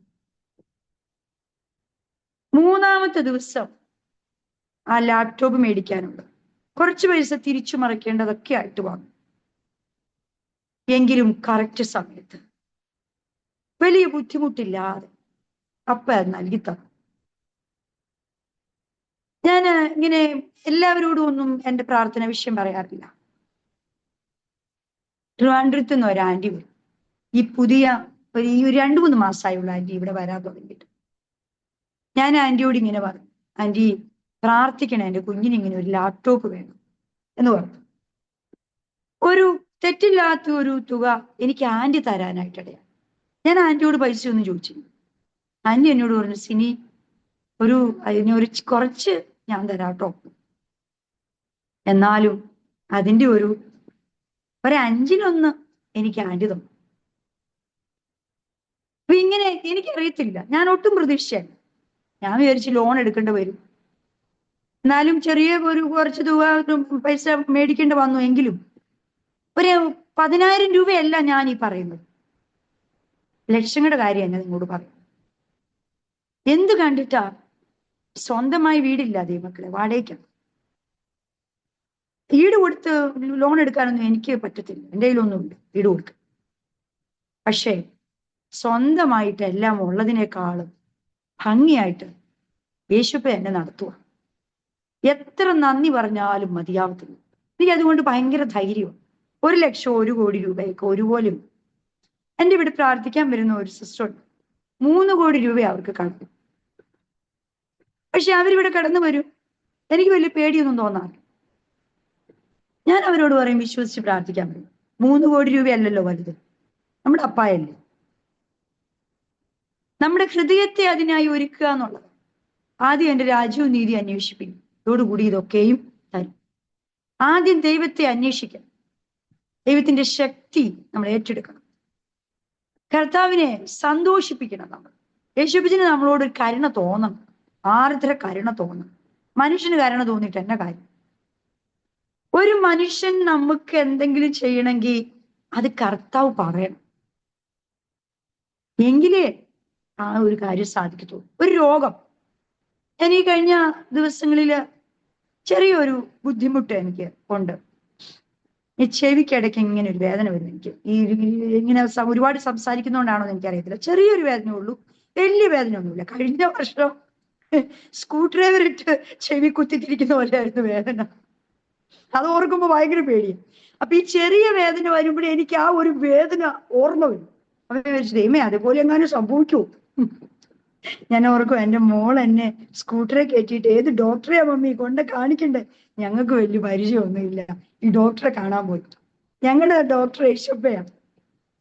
പക്ഷെ ഞാൻ ഈ വേദന സഹിക്കാൻ പറ്റാത്തതുകൊണ്ട് ഞാൻ പറഞ്ഞു, മോളെ നമുക്ക് ഏതെങ്കിലും ഒരു ഡോക്ടറെ കാണാൻ പോകും, ENT കാണാൻ പോകും. ചെവി എന്തായാലും ഒന്ന് കാണിച്ചിട്ട് വരും. എനിക്ക് തോന്നുന്നൊരു 10 ദിവസം ഞാൻ ആ വേദന സഹിച്ചെന്നു തോന്നുന്നു. അപ്പൊ ആ ഒരു വേദന ഇങ്ങനെ മനസ്സിലിങ്ങനെ ഒരു ചെറിയ ഭയം പോലെ. അപ്പൊ വേദന വരുമ്പോ നമ്മൾ ഓടും. ഞാൻ മരുന്നെടുക്കത്തില്ലെന്നുള്ള തീരുമാനമൊന്നും എടുത്തിട്ടില്ല, പക്ഷെ എനിക്ക് മരുന്നെടുക്കുന്നത് ഇഷ്ടമില്ല. കാരണം എന്നറിയാമോ? നമ്മുടെ കർത്താവ് സൗഖ്യം തരുന്നതും ഒരു മരുന്ന് കഴിച്ചിട്ട് സൗഖ്യം പ്രാപിക്കുന്നതും തമ്മിൽ വ്യത്യാസമുണ്ട്. അപ്പായേ എന്നെ ഒന്ന് തുടരണേ, രോഗത്താൽ ആരെങ്കിലും ഭാരപ്പെടുന്നുണ്ടെങ്കിൽ ഒന്ന് പറഞ്ഞേ, യേശുപ്പായേ എന്നെ ഒന്ന് തൊടണേ അപ്പായ. ആ ആണിപ്പഴുതുള്ള കരം കൊണ്ട് എന്നെ ഒന്ന് തൊട്ടാ ഞാൻ സൗഖ്യാവും, ഞാൻ ആൾ മാറിയവളെ പോലെയാവും, ഞാൻ ആൾ മാറിയവനെ പോലെയാവും. എൻ്റെ ആ സാമ്പത്തിക വിഷയം എൻ്റെ അപ്പ ഒന്ന് ഏറ്റെടുക്കണേ, എന്നോട് ഒന്ന് സഹതാപം തോന്നണേ. ഒരു കൊച്ചു കുഞ്ഞാകാവോ അപ്പായുടെ മുമ്പില്? നമ്മൾ വലിയ ഇത്രയും പ്രായമായ ആളാ, ഞാൻ എങ്ങനെയാ കരയുന്നേ? അല്ലെ ഞാൻ പാസ്റ്റർ അല്ലേ, അല്ലെ ഞാൻ ഇത്രയും പ്രായമായ ആളല്ലേ എന്നും പറഞ്ഞിരിക്കാതെ ഒരു കുഞ്ഞങ്ങാവണം യേശുവയുടെ മുമ്പിൽ. അമ്മച്ചിമാരാണേലും ഒരു 3 വയസ്സായ ഒരു കുഞ്ഞങ്ങായേക്കണം. എന്നെ ഒന്ന് തൊട്ടേ പറ്റത്തു, എനിക്ക് വിടുതൽ തന്നേ മതിയാവും, എന്നെ ഒന്ന് ഉപയോഗിച്ചേ മതിയാവും, എന്റെ നരിയാണി ഒന്ന് ഉറപ്പിച്ചേ മതിയാവും, എന്റെ ശിരസിനെ ഒന്ന് ആദരിച്ചേ മതിയാവും, എന്റെ നിന്നയൊന്ന് മാറ്റിയേ മതിയാവും. യാക്കോബ് മല്ല് പിടിച്ചു പോവൾ മല്ല് പിടിക്കുക. അപ്പായ്ക്ക് എന്ത് ഇഷ്ടമാണെന്നറിയാവും നമ്മൾ അങ്ങനെ ചെല്ലുന്നത്. നമ്മളോട് സ്നേഹം കൂടും. നമ്മൾ അങ്ങനെ ഒന്ന് ചെല്ലാൻ വേണ്ടിയിട്ടാണ് ചില വിഷയത്തിലൂടെ കർത്താവ് നമ്മളെ ഇങ്ങനെ കൊണ്ടടക്കുന്നത്. യേശുവിന്റെ സന്നിധിയില് പയേ നീ മാത്രം മതി, നീ മാത്രം മതി, യേശു മാത്രം മതി എനിക്ക്, ഇങ്ങനെ പറയാൻ ഭയങ്കര, അത് കേൾക്കാൻ അപ്പച്ചന് ഭയങ്കര ഇഷ്ടമാണ്. ഞാനും എൻ്റെ യേശു അപ്പച്ചനും. അതിന്റെ നടുക്ക് വേറെ ആരും നിൽക്കുന്ന അപ്പായ്ക്ക് ഇഷ്ടമില്ല. നമ്മുടെ ഒപ്പം ഭയങ്കര സ്വാർത്ഥതയുള്ള ദൈവം. ഹല്ലേലൂയ. ആ ഒരു ഹൃദയം അറിഞ്ഞിട്ട് അടുത്തോട്ട് ചെല്ലും. ദൈവത്തിന്റെ ഹൃദയം അറിയണം. യേശു അപ്പച്ചന് നമ്മളെ വേണം. ഹല്ലേലൂയ. ഈ കഴിഞ്ഞ ഇടയ്ക്ക് ഞാനിങ്ങനെ പ്രാർത്ഥിക്കാതിരിക്കും, കുറച്ചു നേരം പ്രാർത്ഥിക്കാന്ന് വിചാരിച്ചിരിക്കുമ്പോ അതുവരെ ആർക്കും വിളിക്കണ്ട, അങ്ങ് ഫോൺ വിളിയല്ലാരും പ്രാർത്ഥിക്കാനിരിക്കുമ്പോ. കുറച്ചു നേരം വന്ന് അപ്പയോടൊന്ന് സംസാരിക്കാന്നൊക്കെ വിചാരിച്ചു വന്നിരിക്കുമ്പോഴാ ഫോൺ വിളി. പിന്നെ ഒരു ഫോൺ വരും, അതും പറഞ്ഞുകൊണ്ട് അങ്ങ് ഇരിക്കുക. കുറച്ചു നേരം കഥ പറയും, പിന്നെ പ്രാർത്ഥിക്കും. 10-20 മിനിറ്റ് അങ്ങ് പോകും. പിന്നെയും ഫോൺ വെച്ചിട്ട് പിന്നെയും പ്രാർത്ഥിക്കാൻ തുടങ്ങും, അടുത്ത ഫോൺ വരും. ഇപ്പൊ ഫോൺ അങ്ങ് പിന്നെ സൈലന്റ് ആക്കി അങ്ങ് വെക്കും. പ്രാർത്ഥിച്ച് കഴിഞ്ഞിട്ട് നോക്കിയാൽ മതി ആരാ വിളിച്ചത്. യേശുപ്പിച്ച് നോക്കും നമ്മൾ എന്നാ ചെയ്യുന്നേ. എന്നെ മാനിക്കുന്നവനെ ഞാൻ മാനിക്കും. അപ്പച്ചന്റെ കൃപ നമുക്ക് വേണ്ടേ? കൃപയില്ലെങ്കിൽ നമുക്ക് പിടിച്ചു നിൽക്കാൻ പറ്റത്തില്ല. ഹല്ലേലൂയ. ആ കൃപയിലേക്ക് ഒന്ന് കയറി നിന്നേ, ആ കൃപ നമ്മളെ എത്തിക്കേണ്ട അങ്ങ് എത്തിക്കും. നമ്മൾ ഓടിയിട്ട് ചാടിയിട്ടൊന്നും ഒരു കാര്യം എവിടെ എത്താൻ നിൽക്കത്തില്ല, എവിടെയും എത്തത്തില്ല. എന്തോരം ഓടിയാൽ. ഈ കഴിഞ്ഞ ഇടയ്ക്ക് ഒരു ദൈവദാസൻ ഇങ്ങനെ പറയാൻ, ഒരമ്മച്ചി ബസ്സേ കയറി. അമ്മച്ചി ഒരു ചാക്കും കെട്ടും കൊണ്ടാ കയറിയത്. ഈ അമ്മച്ചി ഈ ചാക്കുകെട്ട് തോളത്തോട്ടങ്ങ് വെച്ചു. ബസ്സേ കയറിയിട്ട് അങ്ങോട്ടും ഇങ്ങോട്ടും നടക്കുക. അപ്പൊ കണ്ടക്ടർ പറഞ്ഞു, അമ്മച്ചി എവിടെയെങ്കിലും ഇരുന്നോ, ഇറങ്ങാറാവുമ്പോ ഞാൻ പറയാം. അപ്പൊ പറയാ, ഇല്ല എന്റെ നടുത്തോ ബസ്സിന്റെ ഓട്ടവും കൂടി എത്തുമ്പോ ആകുമ്പോ പെട്ടെന്ന് അങ്ങ് ചെല്ലാമല്ലോ. പക്ഷെ അമ്മച്ചി അങ്ങനെ ചെയ്തൊന്നും കാണത്തില്ല. പക്ഷെ നമുക്കത് മനസ്സിലാക്കാൻ വേണ്ടിയിട്ട് ദൈവദാസൻ പറഞ്ഞതാ. ഇങ്ങനെയാണ് നമ്മൾ ഓടുന്നത്. യേശുപ്പച്ചന് ഉള്ളം കയ്യിൽ നമ്മളെ വരച്ചു വെച്ചിരിക്കുക. നമ്മളെ അനുഗ്രഹിക്കാനായിട്ട് നമ്മളെ തിരഞ്ഞെടുത്തിരിക്കുക. അനുഗ്രഹിക്കാൻ തന്നെയാ തിരഞ്ഞെടുത്തിരിക്കുന്നത്. നിങ്ങൾ എന്നെ തിരഞ്ഞെടുത്തതല്ല, ഞാൻ നിങ്ങളെ തിരഞ്ഞെടുത്തു. ഫലം കായ്ക്കേണ്ടതിനും നിങ്ങളുടെ ഫലം നിലനിൽക്കേണ്ടതിനും നിങ്ങൾ എന്ത് ചോദിച്ചാലും അത് നൽകി തരുവാനും തന്നെ. യോഹന്നാൻ സുവിശേഷം 15:16 എന്റെ വചനം നിങ്ങളിലും നിങ്ങൾ എന്നിലും എന്റെ വചനം നിങ്ങളിലും വസിച്ചാൽ നിങ്ങൾ ഇച്ഛിക്കുന്നത് എന്തെങ്കിലും അപേക്ഷിപ്പിൻ, അത് നിങ്ങൾക്ക് ലഭിക്കും. ഒരുപാട് ഓടുന്നതിനേക്കാളും ഒക്കെ നല്ല. ഞാനിങ്ങനെ ഒരു 5-6 വർഷം മുമ്പ് ഒരു സിസ്റ്റർ വാടകയ്ക്കൊരു വീട് വേണം. അപ്പൊ ഞാനിങ്ങനെ, ഈ സിസ്റ്റർ രാവിലെ ഇറങ്ങും സ്കൂട്ടറും കൊണ്ട്, വൈകുന്നേരം വരും. അങ്ങനെ ഒരു 2-3 ഒരാഴ്ച ഇങ്ങനെ വരുക. ഇന്നും കിട്ടിയില്ല സിസ്റ്ററെ വീട്, ഇന്നും കിട്ടിയില്ല സിസ്റ്ററെ വീട് എന്ന് പറഞ്ഞു. ഞാൻ ഈ സിസ്റ്ററോട് പറഞ്ഞു, സിസ്റ്റർ വീട്ടിൽ പോയി ഒരു ദിവസം ഇരുന്ന് പ്രാർത്ഥിക്കും. ചുമ്മാ രാവിലെ സ്കൂട്ടറും കൊണ്ട് ഇറങ്ങാതെ രാവിലെ ഇരുന്ന് പ്രാർത്ഥിച്ചിട്ട് ഇങ്ങോട്ട് വിളിച്ചു തരും വീട്. ഞാൻ ഇങ്ങനെ പറഞ്ഞ് ഈ സിസ്റ്റർ വീട്ടിലോട്ട് അങ്ങോട്ട്. സിസ്റ്റർ വിട്ടു. ഒരു 2 മണിക്കൂർ കഴിഞ്ഞപ്പോൾ നമ്മുടെ വീട്ടിലൊക്കെ വരുന്ന ഒരു സഹായിക്കാൻ വരുന്ന ഒരു ആന്റി ഉണ്ട്. പെണ്ണിക്കര താമസിച്ചുകൊണ്ടിരുന്നപ്പോഴും ഈ ആന്റി വീട്ടിൽ വന്നപ്പോ ഞാൻ പറഞ്ഞു, ആന്റി എവിടെയെങ്കിലും വാടക വീട് കിടപ്പുണ്ടോ ആന്റി? ഇന്ന സിസ്റ്റർക്ക് ഒരു വീട് വേണം. അത് സിസ്റ്റർ ഏതേണ്ട ഇന്നടുത്തൊരു വീട് കിടപ്പുണ്ട്, നല്ലൊരു വീടാ. ഹല്ലേലൂയ. ഞാൻ പെട്ടെന്ന് വിളിച്ചു. ഞാൻ എവിടെയെങ്കിലും ഓടി നടന്നിട്ടാണോ? ഇതാണ് നമ്മൾ ആവശ്യമില്ലാതെ ടെൻഷൻ അടിച്ചുകൊണ്ട് എന്നെ കാര്യം ഇല്ലേ. നമ്മൾ അപ്പച്ചനെ അങ്ങ് സ്നേഹിക്കണം, കർത്താവിനെ അങ്ങ് ബഹുമാനിക്കണം. ആ ഒരു ദൈവത്തിന്റെ ആ സ്നേഹം അനുഭവിക്കണം, കൊടുക്കേണ്ട മഹത്വം കൊടുക്കണം, ആ സൽഗുണങ്ങളെ ഘോഷിക്കണം. ടെൻഷൻ അടിച്ചിരിക്കുവാണെങ്കിൽ ആരെങ്കിലും ഫോൺ വിളിക്കണം, ഫോൺ വിളിച്ചിട്ട് സംസാരിക്കാൻ അങ്ങ് തുടങ്ങണം. ഇപ്പൊ കഴിഞ്ഞ വർഷം ഇതേപോലെ ഒരു വേദന വന്ന് യേശുപ്പച്ചൻ എന്നെ അങ്ങ് വിടുവിച്ചു. ഒരു കുഞ്ഞിന് വേണ്ടി പ്രാർത്ഥിച്ച അപ്പച്ചൻ അങ്ങ് വിടുവിച്ചു. ശത്രു അങ്ങ് തോറ്റു. കുട്ടൻ നമ്മളെ പരാതി പറയിപ്പിക്കാനല്ലേ നമ്മളെ ഞെരുക്കുന്നത്, നമ്മളെ സങ്കടപ്പെടുത്തുന്നത്. അവന് ഭയങ്കര ഇഷ്ടമാണ് നമ്മളിങ്ങനെ വേദനിച്ചിങ്ങനെ നടക്കുന്നത്, പരാതിയും പറഞ്ഞ് പേടിച്ച് നടക്കുക. സാമ്പത്തിക വിഷയം, കുഞ്ഞുങ്ങളുടെ വിഷയം, രോഗം, ശരീരത്തിൽ എന്തെങ്കിലും ഒരു ഇതുണ്ടെങ്കിൽ ഇത് രോഗമാണോ, ക്യാൻസർ ആണോ, അല്ലെങ്കിൽ അതാണോ ഇതാണോ എന്നുള്ളൊരു ഭയം അല്ലേ. തികഞ്ഞ ദൈവസ്നേഹം ഭയത്തെ പുറത്താക്കും. ദൈവമായിട്ടുള്ള തികഞ്ഞ സ്നേഹം ഉണ്ടെങ്കിൽ ഒരു ഭയവും നമ്മളില് ഉണ്ടാകത്തില്ല. അയൽക്കാരോടൊക്കെ അങ്ങ് യേശുപ്പച്ചൻ ചെയ്ത ആ സൽഗുണങ്ങളെ ഘോഷിക്കണം നമ്മൾ. കർത്താവ് എനിക്ക് ഇന്നത് ചെയ്തു, ഭയങ്കര ദുഃഖത്തിലിരിക്കുമായിരിക്കും, സങ്കടത്തിലായിരിക്കും നമ്മൾ നടക്കുന്നേ. പക്ഷെ പിശാചേ, എന്റെ വായിൽ നിന്ന് ഒരു പരാതി കേൾക്കാനല്ലേ നീ എന്നെ ഇങ്ങനെ ദണ്ഡിപ്പിക്കുന്നേ? ഞാൻ എൻ്റെ അപ്പനെ വിടിവിക്കാൻ പോകും. അപ്പോഴായിരിക്കും നമ്മുടെ വാതിൽ, ആ നന്മയുടെ, ആ അനുഗ്രഹത്തിന്റെ, സമാധാനത്തിന്റെ ഡോർ ഓപ്പൺ ആകും.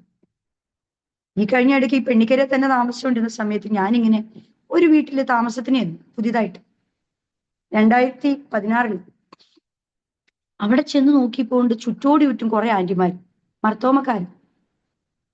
അപ്പൊ ഞാനിങ്ങനെ മനസ്സിൽ ചിന്തിക്കുക, നല്ല ദൈവപ്പനി, അവരോട് സംസാരിക്കുമ്പോ ഒരു വചനം തന്നെയാ പറയുന്നത്. അപ്പൊ വചനം തന്നെ പറയുന്ന കുറെ ആന്റിമാർ മർത്തോമേൽ. അപ്പൊ ഞാൻ മനസ്സിൽ പറയുമോ, കർത്താവേ, ഇവരോടൊക്കെ എന്തോ വചനം പറയുന്നു. ഇവരെയൊക്കെ കൊണ്ടുവന്ന് ഈ സ്നേഹമില്ലാത്ത സഭയെ കൊണ്ടിരുത്തിയ എന്തിനാ ഇവരെയൊക്കെ നഷ്ടപ്പെടുത്തുന്നത്? ഈ പാവങ്ങൾ എങ്ങനെയെങ്കിലും ഒക്കെ സമാധാനത്തിൽ ജീവിക്കട്ടെ.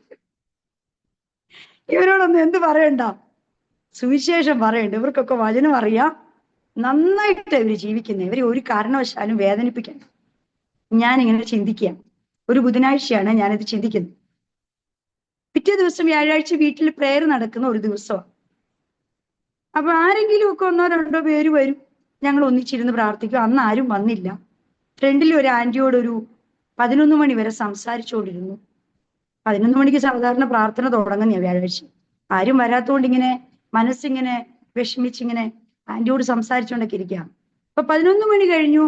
ഒരു 11:30 ആയപ്പം വീട്ടിലോട്ട് ചെന്നിട്ട് വന്നു, എന്തായാലും ഇച്ചിരി നേരം പ്രാർത്ഥിക്കാതിരിക്കണം, തന്നെയാണേലും ഇരിക്കാം എന്നൊക്കെ വിചാരിച്ച് ഒരു 12 മണിക്ക് ഒരു 5 മിനിറ്റ് 10 മിനിറ്റ് ഒക്കെ ഉള്ള സമയത്ത് ഞാൻ പ്രേയറിന് വന്ന് ഹൗളിൽ ഇരിക്കാതെ മക്കളെ, പായൊക്കെ വിരിച്ച് ഭയങ്കരമായിട്ട് മയക്കം വരുക. ഇത് പറയാതിരിക്കാൻ പറ്റത്തില്ല. അതിനാ ദൈവത്തിന്റെ ആത്മാവ് ഇന്ന് നിങ്ങളോട് പറയിപ്പിക്കുന്നത്. ഒരു മയക്കത്തില് ഞാനിങ്ങനെ എനിക്ക് പ്രാർത്ഥിച്ചുയരാൻ പറ്റുന്നില്ല. അപ്പൊ ഞാൻ കർത്താവിനോട് പറയാം, അപ്പായേ, ഒരു കുറച്ചു നേരം ഒന്ന് ഉറങ്ങിയിട്ട് ഞാൻ പ്രാർത്ഥിക്കാം. പെട്ടെന്ന് ഞാൻ ആ സെറ്റിയിലോട്ട് കിടന്ന് ഉറങ്ങും. പെട്ടെന്ന് ഉറങ്ങിപ്പോയി. ഉറങ്ങിപ്പോയപ്പോ പെട്ടെന്ന് ഞാനൊരു കാഴ്ച കാണുക, മയക്കത്തിൽ കാണുക. ഞാൻ ആ കിടക്കുന്ന ഹോള് ഒരു മർത്തോമക്കാരുടെ ഒരു 2 നില നല്ലൊരു വീടാണ്. ആ വീട്ടിലെ മോള് ടീച്ചറാണ്. അവരുടെ പപ്പായും മമ്മിയും ക്യാൻസർ ആയിരുന്നു, മരിച്ചുപോയി. ആ വീട്ടില് ഞാൻ ഇങ്ങനെ കിടന്ന സമയത്ത് ഞാൻ ഒരു കാഴ്ച കാണുന്നു മക്കളെ. ആ വീട് നമ്മുടെ ഈ ആക്രി സാധനങ്ങൾ കൂട്ടിയിട്ടേക്കുന്ന ഒരു സ്ഥലം പോലെ ദൈവത്തിന്റെ ആത്മാവിനെ കാണിക്കുകയാണ്. ദുർഗന്ധം വരിക, ചാക്കിന്റെ കവറിന്റെ ഒക്കെ അനക്കം, കുറെ മനുഷ്യർ, വൃത്തിഹീനമായിട്ടുള്ള കുറെ ഒരു കൂട്ടം മനുഷ്യർ കവറെടുക്കുന്നു, അതെടുക്കുന്നു, ഇതെടുക്കുന്നു, ഭയങ്കര ശബ്ദ കോലാഹലം ഉണ്ടാക്കുക. അപ്പൊ ഞാൻ ഇവരോട് സംസാരിക്കുക. അപ്പൊ ഞാൻ ഇവരോട് സംസാരിച്ചിട്ട് പറയാണ്, നിങ്ങൾ എന്നെ ശല്യം ചെയ്യല്ലേ, ഞാൻ കുറച്ചു നേരം ഉറങ്ങട്ടെ പോ. അപ്പോൾ എന്നോട് പറയാണ്, നിന്റെ മക്കള് വേണ്ടേ എന്റെ പടം വരച്ചു വെച്ചേക്കുന്ന ആ ടീപ്പോയിൽ ഈ പിള്ളേര് വാവിലിന്റെ പടം വരച്ചു വെച്ചേക്കുക. മോൾക്ക് കൊടുക്കാൻ വേണ്ടി മോൻ വരച്ചു വെച്ചതാ, പക്ഷെ മോള് കൊണ്ടുപോയില്ല. അപ്പം ഞാൻ പറഞ്ഞു, ഇത് നിന്റെ പടമാണെന്ന് ആര് പറഞ്ഞു? ഇതെന്റെ കർത്താവ് സൃഷ്ടിച്ചൊരു ചെയ്യുന്നു, ഇത് നീ ആണെന്ന് ആരാ പറഞ്ഞു? ഞാൻ ഇതിനോട് സംസാരിക്കുക പിശാചിനോട്. അപ്പൊ ഞാൻ ഇവരോട് പറയാ, നിങ്ങളും വന്നേ, ഞാനൊന്ന് നോക്കട്ടെ ആരൊക്കെ ഉണ്ടെന്നൊന്ന് വന്നേ, എന്റെ മുമ്പിലോട്ട് ഇങ്ങ് വന്നേ. അപ്പൊ ആരും മുമ്പിലോട്ട്, എന്റെ കൺമുൻപിലോട്ട് വരുന്നില്ല. ഈ കൈ ഇങ്ങനെ ഇട്ട് ഒരു സാധനം എടുക്കും, ഇപ്പുറത്തോട് ഒരു സാധനം എടുക്കും, ഇപ്പുറത്തോട് ഒരു സാധനം എടുക്കും, ഇങ്ങനെ ഓരോ സാധനം തൂക്കിയെടുത്തോട് പോവാ. അപ്പൊ ഞാൻ അന്യഭാഷ പറഞ്ഞിട്ടൊന്നും ഇത് പോകുന്നില്ല. പെട്ടെന്ന് ഞാൻ പറയാം, ക്ലോക്കിലോട്ട് നോക്കിക്കേ, ഉച്ചയ്ക്ക് നശിപ്പിക്കുന്ന സംഹാരത്തെ നിനക്ക് പേടിപ്പാനില്ല. നിന്റെ വശത്ത് 1000 പേരും നിന്റെ വലതുവശത്ത് 10,000 പേരും വരും, എങ്കിലും അത് നിന്നോട് അടുത്തു വരത്തില്ല എന്ന് ഈ വചനം പറയല്ല. ഒരെണ്ണത്തിനെ കാണുന്നില്ല. ഞാൻ ഞെട്ടി എന്ന് എഴുന്നേക്കുകയും ചെയ്തു. തലേ ദിവസം ഞാൻ എന്താ പറഞ്ഞേ? മർത്തോമക്കാരോട് സുവിശേഷം പറയണ്ട, അവരെല്ലാം സ്വർഗത്തിൽ. അപ്പൊ ഞാനിങ്ങനെ കേട്ടു, അവര് സ്നാനപ്പെട്ടവരാണ്, പക്ഷെ അവര് പള്ളിയില്ല, സ്നാനപ്പെട്ട് ഇരിക്കുകയാണ്, അഭിഷേകം പ്രാപിച്ചിട്ടില്ല. ദൈവമക്കളെ, പറയാതിരിക്കാൻ പറ്റത്തില്ല. എന്തുകൊണ്ട് കർത്താവ് ഈ ഒരു അനുഭവം എനിക്ക് തന്നു? നിങ്ങളോട് പങ്കുവെക്കാൻ തന്നെയാണ്. ഇത് യേശുപ്പച്ചൻ അനേകരോട് പറയാൻ വേണ്ടിയിട്ടാണ് എനിക്ക് ആ ഒരു അനുഭവം തന്നത്. അന്ന് ഞാൻ ദൈവസന്നിധി തീരുമാനം എടുത്തു, കർത്താവേ, ഞാൻ എല്ലാവരോടും സുവിശേഷം പറയും. പെന്തക്കോസ്തുകാരോടും പറയും, മർത്തോമക്കാരോടും പറയും, CSIക്കാരോടും പറയും. എല്ലാവരും വചനത്തിൽ തികഞ്ഞിരിക്കുന്നു എന്നൊരു ചിന്ത ഇന്നു മുതൽ എനിക്കില്ല. ആരെയാണോ ദൈവത്തിന്റെ ആത്മാവ് നമ്മുടെ മുൻപിൽ കൊണ്ടുവരുന്നത് അവരോടൊക്കെ വചനം സംസാരിച്ചു. അപ്പൊ ഞാൻ കാണുന്നത് ഈ വാക്ക്, ഞാൻ ഈ പറയുന്നത് ദൈവമക്കള് ആരൊക്കെ കേൾക്കുന്നുണ്ടോന്നൊന്നും എനിക്കറിയത്തില്ല. മാനസാന്തരപ്പെട്ടാൽ, സ്നാനപ്പെട്ട് അഭിഷേകം പ്രാപിച്ച് സത്യത്തിലും ആത്മാവിലും ദൈവത്തെ ആരാധിക്കാതെ ആരും സ്വർഗത്തിൽ പോകും. ദൈവത്തിന്റെ കൽപ്പന അനുസരിക്കാതെ എന്റെ ആത്മാവില്ലാത്തവൻ എനിക്കുള്ളവനല്ല. ഭൂമിയിൽ എന്തൊക്കെ ചെയ്തു, എങ്ങനെയൊക്കെ ചെയ്തു, ഭക്തി കാണിച്ചു, എന്ത് കാണിച്ചു എന്ന് പറഞ്ഞിട്ടും ഒരു കാര്യവും ഇല്ല. ഞാൻ ആ വീട്ടിൽ കണ്ടവര് ആ വീട്ടിലെ ആൾക്കാരാ. കാരണം ഞാൻ അവരോട് പറയാണ്, നിങ്ങൾ സ്വർഗത്തിൽ പോയി എന്നൊക്കെയാണല്ലോ ഞാൻ കേട്ടെ. നിങ്ങൾ പോയില്ലേ? നിങ്ങൾ ഇവിടെ കിടക്കുവാണോ? ഞാൻ ഇവരോട് സംസാരിക്കുകയാണ് ആ ദർശനത്തിൽ. നിങ്ങൾ പോയി എന്നൊക്കെയാണല്ലോ എന്നോട് ഇവിടെ ഉള്ളവർ പറഞ്ഞത്. അപ്പൊ നിങ്ങൾ പോയില്ല അല്ലേ? ഞാൻ ഇവരോട് ഇതൊക്കെ സംസാരിക്കുകയാണ് മക്കളെ. അതുകൊണ്ട് നമ്മള് എല്ലാം അറിഞ്ഞു, നമ്മൾ വിശുദ്ധരാണ് എന്നൊക്കെ നമുക്ക് തോന്നുന്നുണ്ടെങ്കിൽ ഓരോ ദിവസവും നമ്മൾ മാനസാന്തരപ്പെടണം. കർത്താപ്പിച്ചിന്റെ വരവ് ഏറ്റവും വാതിക്കലാണ്. എത്ര വൃത്തിഹീനമായിട്ടാണ് ആ അവസ്ഥ ഞാൻ കണ്ടത്. എന്തു ദുർഗന്ധമാണ്. ഈ ഇടയ്ക്ക് ഒരു ആന്റി സ്വർഗത്തിലും നരകത്തിലും വിശപ്പിച്ചും കൊണ്ടുപോയി. സ്വർഗത്തിലോട്ട് പോകുക, സുഗന്ധം, നല്ല സംഗീതം കേൾക്കാൻ തുടങ്ങി, നല്ല സുഗന്ധം അനുഭവിക്കാൻ തുടങ്ങി. നരകത്തിന്റെ വാതിലിലോട്ട് പോകുക, അലർച്ച കേട്ടു, ഭയങ്കര അലർച്ച, ദുർഗന്ധം. നമ്മുടെ വീട്ടിൽ സുഗന്ധമാണോ അല്ലെങ്കിൽ ദുർഗന്ധമാണോ? അലർച്ചയാണോ സംഗീതമാണോ? ഇന്നൊന്ന് ചോദന ചെയ്ത്, ഞാൻ അലറുവാണോ അല്ലെങ്കിൽ ഞാൻ എൻ്റെ കർത്താവിൻ്റെ വേണ്ടി പാട്ട് പാടുവാണോ? ഹല്ലേലൂയ. അല്ല എൻ്റെ വീട്ടിൽ ദുർഗന്ധമാണോ വയ്ക്കുന്നേ അല്ലെങ്കിൽ സുഗന്ധമാണോ? ക്രിസ്തുവിന്റെ പരിജ്ഞാനത്തിന്റെ വാസന, ഹല്ലേലൂയ, നമ്മളിൽ നിന്ന് പുറത്തു വരണം. ക്രിസ്തുവിനെ ധരിക്കണം. ആത്മാവിന്റെ ആ സ്നേഹമല്ലേ, പരിശുദ്ധാത്മാവിന്റെ നിറവ് നമ്മുടെ മേൽ ഉണ്ടായിരിക്കണം. ആൾ മാറിയവരെ പോലെ നമ്മളാകണം. വചനം വായിച്ചിട്ട് ആ വചനത്തിൽ നമ്മൾ ജീവിക്കണം. വചനമാകുന്ന കണ്ണാടിയിൽ ഓരോ ദിവസവും നമ്മൾക്ക് ഒരുങ്ങണം. ഇന്ന് യേശുപിച്ച വരുവോ നമുക്കറിയത്തില്ല. അടുത്ത നിമിഷം നമുക്കുള്ളതല്ല. ഓരോ നിമിഷവും ഒരുങ്ങാനാ കർത്താപ്പിച്ച നമ്മുടെ, അല്ലേ, നമ്മളോട് സംസാരിച്ചുകൊണ്ടിരിക്കണം. മത്തായി സുവിശേഷം 24-ാം അധ്യായത്തിൽ ശിഷ്യന്മാര് ചോദിക്കുന്നുണ്ട്, ഗുരു അവിടുത്തെ വരവിന്റെ ലക്ഷണം എന്നാ? അപ്പൊ ലോകമെമ്പാട് സുവിശേഷം എത്തും. ഒരുപാട് സ്ഥലങ്ങളിൽ സുവിശേഷം എത്താനുണ്ടല്ലേ. നമ്മൾ പ്രാർത്ഥിച്ചുകൊണ്ടിരിക്കുക. ജീവനെ പോലും വകവയ്ക്കാതെ എത്രയോ പേര് കർത്താവിന് വേണ്ടി നിൽക്കുന്നു അല്ലേ. ഹല്ലേലൂയ. സ്വന്തം ജീവന് വില കൊടുക്കാതെ അവർക്കൊക്കെ വേണ്ടി നമുക്ക് അതൊന്നും ചെയ്യാൻ പറ്റുന്നില്ല, നമുക്ക് അതിന് കഴിയുന്നില്ല. നമുക്ക് അത്രയും വിശ്വാസമോ അത്രയും ധൈര്യമോ ഒന്നും നമ്മുടെ ഹൃദയത്തിലില്ല. പക്ഷെ നമുക്ക് ഒരു കാര്യം ചെയ്യാം, ദൈവത്തിന് വേണ്ടി പ്രയോജനപ്പെടുന്നവർക്ക് വേണ്ടി നമുക്ക് ഇടിവി നിൽക്കാം, പ്രാർത്ഥിക്കാം, ഇല്ലേ? അതൊരു വലിയ ശുശ്രൂഷയാണ്. ഇന്നൊരു അല്പസമയം നമ്മൾ ദൈവസന്നിധി തീരുമാനം എടുക്കുക. കർത്താവെ, അപ്പച്ചന്റെ വേല ചെയ്യുന്ന ഒരുപാട് കഷ്ടതയും ദുഃഖവും അടിയും പിന്നെ പട്ടിണിയും വെയിലും മഴയൊക്കെ കൊണ്ട് കർത്താവിന് വേണ്ടി വേല ചെയ്യുന്ന ദൈവദാസന്മാർക്ക് വേണ്ടി, ദൈവദാസിമാർക്ക് വേണ്ടി ഞാൻ പ്രാർത്ഥിക്കും. അങ്ങനെ ഒരു തീരുമാനം നമുക്ക് എടുക്കാം. ഓരോ ദൈവമക്കള് ഇപ്പൊ വേണ്ട പരസ്യോഗത്തിന് ഇറങ്ങുക. ഒരുപാട് അഭിഷിക്തന്മാര്. ഇപ്പൊ ചിലർക്കൊക്കെ ഇത് കാണുമ്പോൾ ഒരു ബുദ്ധിമുട്ട് പോലെ തോന്നും. പക്ഷെ എനിക്കത് കേൾക്കുമ്പോൾ വളരെ സന്തോഷം തോന്നും. എന്താണെന്നറിയാമോ? അവർക്ക് ഇരിക്കാൻ കഴിയുന്നില്ല ദൈവമക്കളെ. എങ്ങനെയെങ്കിലും ദൈവത്തെ പ്രസാദിപ്പിക്കണം. മീറ്റിങ്ങിന് ആരും വിളിക്കുന്നില്ല, എവിടെ ഒരു മീറ്റിംഗ് കിട്ടുന്നില്ല എന്നിരിക്കട്ടെ, മൈക്ക് എടുത്തുകൊണ്ട് ഇറങ്ങുക തെരുവിലോട്ട് കർത്താപ്പിച്ചിന്റെ വചനം പ്രസംഗിക്കാൻ. വെയിലും നോക്കുന്നില്ല, മഴയും നോക്കുന്നില്ല. മറ്റുള്ളവർക്ക് ഒരു ബുദ്ധിമുട്ടായിട്ട് തോന്നും അതൊക്കെ. പക്ഷെ ഭക്തന്മാർക്ക് ഹൃദയത്തിൽ നിന്നൊരു സന്തോഷം തോന്നും അതൊക്കെ കാണുമ്പോൾ. നമ്മൾ അവർക്ക് വേണ്ടി പ്രാർത്ഥിക്കും, അല്ലേ? ആ ദൈവ സ്നേഹത്തിൽ കർത്താവ് നമ്മളെ നടത്താനായിട്ട് ഇടയാവും. ആ കരുണ, ആർദ്ര കരുണ നമ്മുടെ മേൽ ഇറങ്ങണം. എങ്കിലേ ഇതൊക്കെ ചെയ്യാൻ പറ്റത്തുള്ളൂ. യേശുപ്പച്ചനോടുള്ള ആ സ്നേഹം കൊണ്ടാണ് ഇതൊക്കെ ചെയ്യുന്നത്. സ്നേഹമില്ലാത്തവർ വല്ലോ ചെയ്യൂ? ഈ സ്നേഹം എങ്ങനെയെങ്കിലും എനിക്കൊന്ന് പ്രകടിപ്പിക്കണം. എന്റെ കർത്താവിനെ ഞാൻ സ്നേഹിക്കുന്നുണ്ട്, എന്റെ അപ്പായെ എനിക്ക് ഇഷ്ടമാണ്, അതിന് ഞാൻ എന്തെങ്കിലുമൊക്കെ ചെയ്യുവാ. എനിക്ക് വെറുതെ ഇരിക്കാൻ പറ്റത്തില്ല. അടി കൊണ്ടാലും വേണ്ടില്ല, വഴക്ക് കേട്ടാലും വേണ്ടില്ല, ആരും കൂടെ വന്നില്ലേലും വേണ്ടില്ല, വെയിലാണേലും വേണ്ടില്ല, മഴയാണേലും വേണ്ടില്ല, ഒരാളെ ഉള്ളോ മതി. അതുപോലെ ദൈവസന്നിധിയിൽ കർത്താവിന് വേണ്ടി നിൽക്കുന്ന ഒരു വലിയൊരു കൂട്ടം. ഹല്ലേലൂയ. നമുക്ക് യേശുവിനെ സ്നേഹിക്കാനായിട്ട് ഇല്ലേ, കർത്താവിന് വേണ്ടി അപ്പനെ ഒന്ന് സ്നേഹിക്കാനായിട്ട് നമ്മളെ സമർപ്പിക്കാം. നമ്മൾ യഥാർത്ഥമായി സ്നേഹത്തിൽ നിറഞ്ഞു നിൽക്കുവാണെങ്കിൽ ഈ സ്നേഹം പങ്കുവെക്കാൻ ആരെങ്കിലും യേശുപ്പച്ചൻ തരാതിരിക്കത്തില്ല.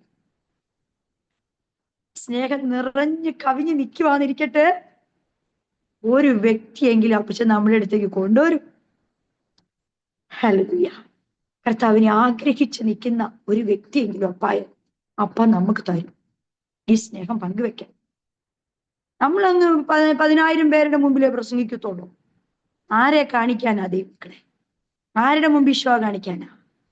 പരമാർത്ഥ ഹൃദയത്തോടെ അപ്പായേ എന്നൊന്ന് വിളിക്കാൻ. ഹല്ലേലൂയ. ഒരാളോടെങ്കിലും അപ്പായെ കുറിച്ചൊന്ന് പറയാൻ ഹല്ലേലൂയ നമുക്ക് കഴിയണം. പ്രഹസനമല്ല, പരമാർത്ഥ ഹൃദയത്തോടെ അപ്പായെ സ്നേഹിക്കാൻ യേശുപ്പച്ചൻ നമ്മളെ ഓരോരുത്തരെയും ഒരുക്കണം. ഈ ദിവസങ്ങളിൽ ആർദ്ര സ്നേഹം, ആ കരുണ നമ്മളോട് തോന്നണം. ഇന്ന് രാത്രിയിൽ ആ സ്നേഹം അനുഭവിച്ചിട്ടേ ഉറങ്ങാൻ പാടുള്ളൂ. എല്ലാവരും ആ കരുണ അനുഭവിച്ചിട്ടേ ഉറങ്ങാൻ പാടുള്ളൂ. ഒരമ്മ തലോടുന്നത് പോലെ ആ ആ ആണിപ്പഴുതുള്ള കരവും കൊണ്ടുണ്ടല്ലോ, ആ തലോടലൊന്ന് അനുഭവിച്ചിട്ടേ ഇന്ന് ഉറങ്ങാൻ പാടുള്ളൂ കേട്ടോ. നിങ്ങളുടെ ഏത് വിഷയമാണോ നിങ്ങളെ വല്ലാതെ ഭാരപ്പെടുത്തുന്നത്, വിഷയത്തിമില്ല അപ്പച്ചൻ പ്രവർത്തിക്കും. ഭാരവും പ്രയാസവും ഒന്നും ഇല്ലാത്തവര് ഇങ്ങനെ മീറ്റിങ്ങിനൊന്നും കയറി വരത്തില്ല. എല്ലാം തികഞ്ഞവർക്കൊന്നും പ്രാർത്ഥനയൊന്നും വേണ്ട, അവർക്ക് ഉറക്കവും ക്ഷീണവും ഓക്കെ. നമ്മൾ എന്തിനാ ഇങ്ങനെ ഒരു വിഷയം മാറുമ്പോ ഒരു വിഷയം, ഒരു വിഷയം മാറുമ്പോ ഒരു വിഷയം, എന്തിനാ ഇങ്ങനെ നിർത്തിയിരിക്കണെന്ന് അറിയാവോ? അപ്പായിക്ക് നമ്മളോട് അത്രയ്ക്ക് സ്നേഹമാ. എപ്പോഴും നമ്മുടെ മുഖം കാണാൻ അപ്പായിക്ക് ഇഷ്ടമാണ്. ഹല്ലേലൂയ. അപ്പായേ അപ്പായേ എന്ന് വിളിച്ചുകൊണ്ട് നടക്കാൻ ഇഷ്ടമാണ്. നമ്മുടെ ആ ശബ്ദം കേൾക്കാൻ ഇഷ്ടമാണ്. അതുകൊണ്ടാ നമ്മൾ വിചാരിക്കുന്ന അപ്പച്ചൻ നമ്മളെ മറന്നുപോയിട്ടാ, നമ്മൾ ഇത്രയും പ്രാർത്ഥിച്ചിട്ടും വിടുതൽ നടക്കുന്നില്ലല്ലോ. ഇങ്ങനെയൊക്കെ നടന്നിട്ട് നിന്നയും ഉള്ളല്ലോ, പരിഹാസവും ഉള്ളല്ലോ, കഷ്ടതയുള്ളല്ലോ, സങ്കടമുള്ളല്ലോ. മോശ തെരഞ്ഞെടുത്തു അല്ലേ ക്രിസ്തുവിന്റെ നിന്ന വലിയ ധനമെന്ന്. വലിയ ധനം എന്താ? ക്രിസ്തുവിന്റെ നിന്ന അല്ലേ. ഹല്ലേലൂയ. എനിക്ക് ഈ വചനം ഭയങ്കര ഇഷ്ടപ്പെട്ടു. ഞാനിത് വീണ്ടും വീണ്ടും ഇതായിരുന്നോ ക്രിസ്തുവിന്റെ ആ ധനം? ഹല്ലേലൂയ. എബ്രായർക്ക് എഴുതിയ ലേഖനം 11-ാം അധ്യായത്തിന്റെ 26-ാം വാക്യവാ ഞാൻ പറയുന്നത്. മിസ്രൈമിലെ നിക്ഷേപങ്ങളെക്കാൾ ക്രിസ്തുവിന്റെ നിന്ന വലിയ ധനമെന്ന് എണ്ണുകയും ചെയ്തു.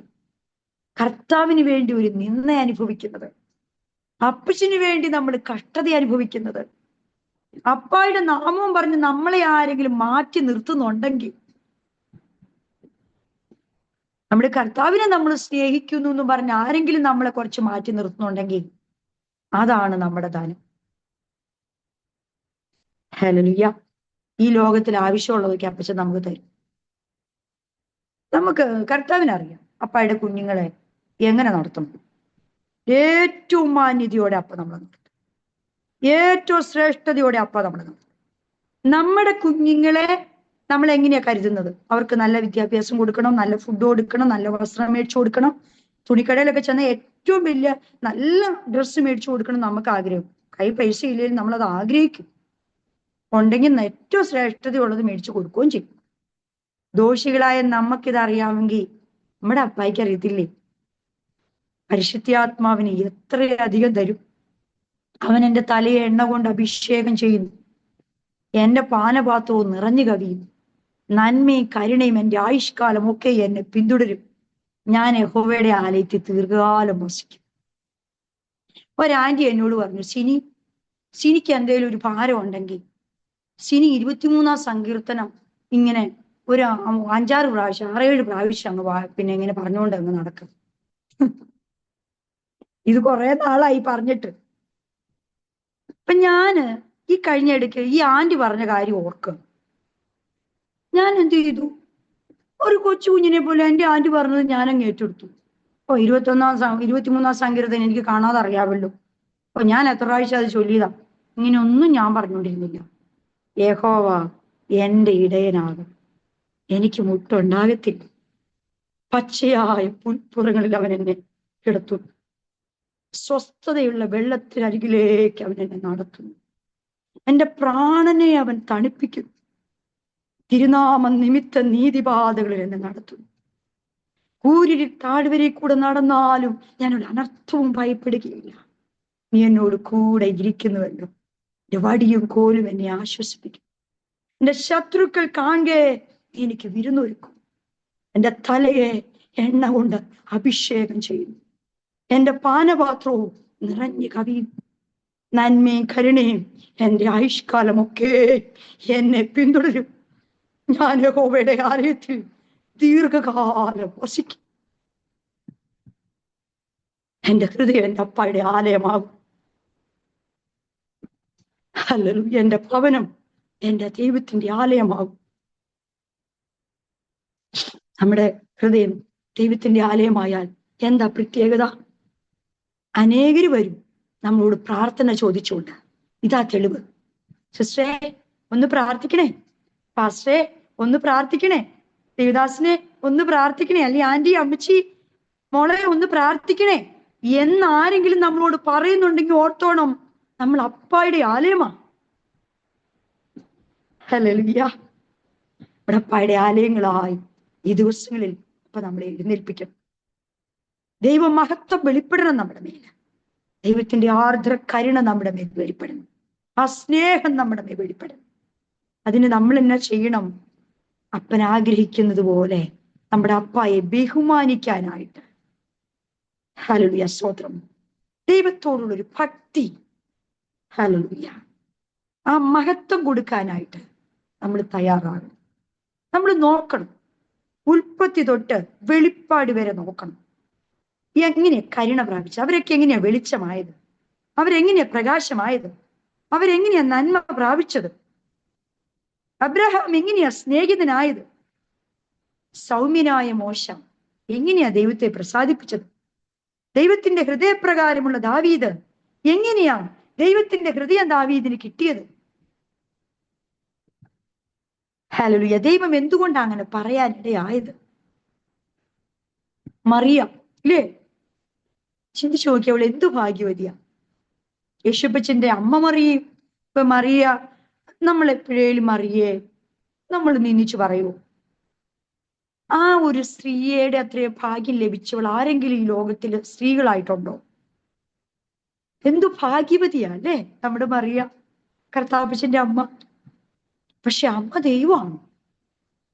അമ്മ സ്വർഗത്തിൽ പോയോ ദൈവമക്കളെ? അമ്മ സ്വർഗത്തിൽ പോയിട്ടില്ല അല്ലേ? കർത്താപ്പച്ചൻ മാത്രമേ സ്വർഗത്തിൽ പോയിട്ടുള്ളെന്ന് യോഹന്നാൻ സുവിശേഷം 3-ാം അധ്യായത്തിന്റെ നമ്മളൊന്ന് എടുത്ത് അതൊന്ന് വായിക്കാമല്ലോ നമുക്ക്.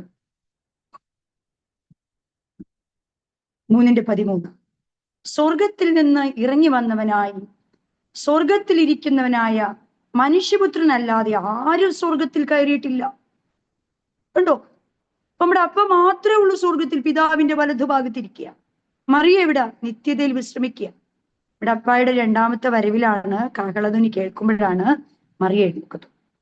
ഇപ്പൊ മറിയയുടെ പേരിൽ എന്തെങ്കിലും വിളിച്ചു ചോദിച്ചാൽ അത് തരണേ ഇത് തരണേ എന്ന് പറഞ്ഞാൽ മറിയക്ക് തരാൻ പറ്റുമോ? മറിയ നല്ലോണം വിശ്രമിക്കുക.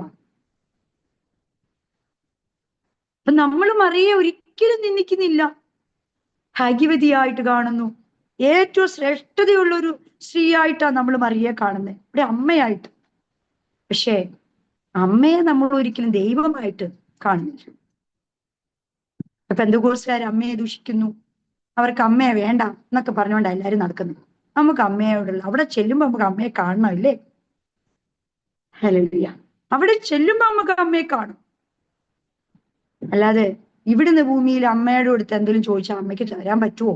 അമ്മ സ്വർഗത്തിൽ പോയിട്ടില്ലല്ലോ, പിന്നെങ്ങനെ?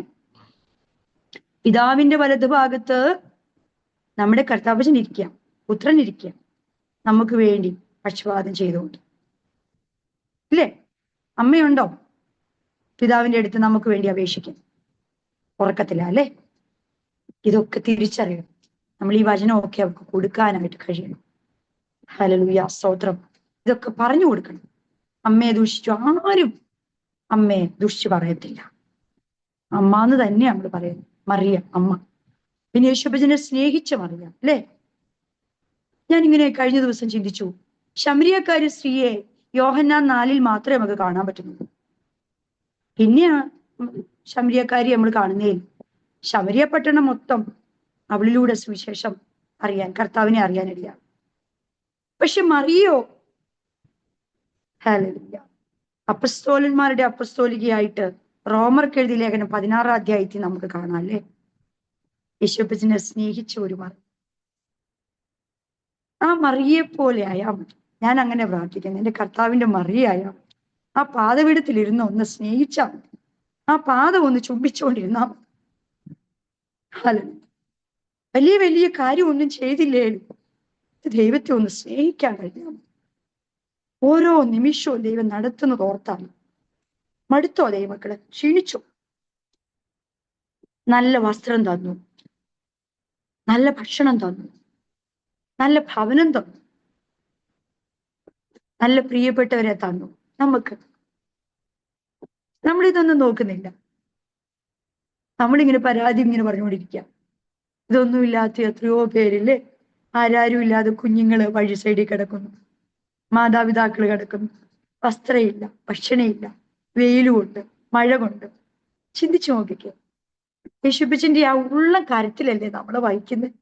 പിന്നെ ഇച്ചിരി സാമ്പത്തിക ബുദ്ധിമുട്ട് എല്ലാം അങ്ങ് തികഞ്ഞൊന്നുമല്ല നമ്മൾ നടക്കുന്നത്. അത് അപ്പച്ചന്റെ സന്നിധി നമ്മൾ കരയണം. അതിന് വേണ്ടിയിട്ടാണ്. നീ എന്നെ വിളിച്ചപേക്ഷിക്കാം, ഞാൻ നിനക്ക് ഉത്തരമല്ല. നാളെ നമുക്കൊരു സാക്ഷ്യം വേണ്ടേ? അപ്പ എന്നെ ഉയർത്തിന്ന് ആ സൽഗുണം ഒന്ന് ഘോഷിക്കണ്ടേ? അതിനുവേണ്ടി അപ്പ ഈ ഒരു വേദനയിലൂടെ ഒക്കെ നമ്മളെ നടത്തുന്നത്. ചിലരെ നിർത്തിയിരിക്കുക നമ്മളെ നിന്ദിക്കാൻ. എന്തിനാ? ആ ധനം, ആ ധനവാനാക്കാനായിട്ട് അല്ലേ? ക്രിസ്തുവിന്റെ ആ നിന്ന, ആ ഒരു അനുഭവിച്ച് ധനവാന്മാരാക്കാൻ വേണ്ടിയിട്ട് ആ നിന്ന അവരെ ഇങ്ങനെ കൽപ്പിച്ച് നിർത്തിയേക്കുക നമ്മളെ നിന്ദിക്കാൻ. നമ്മുടെ ഹൃദയം ഒന്ന് താഴണം, നമ്മളൊന്ന് കരയണം. നമ്മളെ എല്ലാവരും ഒന്ന് ബഹുമാനിച്ചുകൊണ്ട് നടന്നാലോ നമ്മുടെ ഹൃദയം നെകിളിക്കത്തില്ലേ ദൈവമക്കളെ?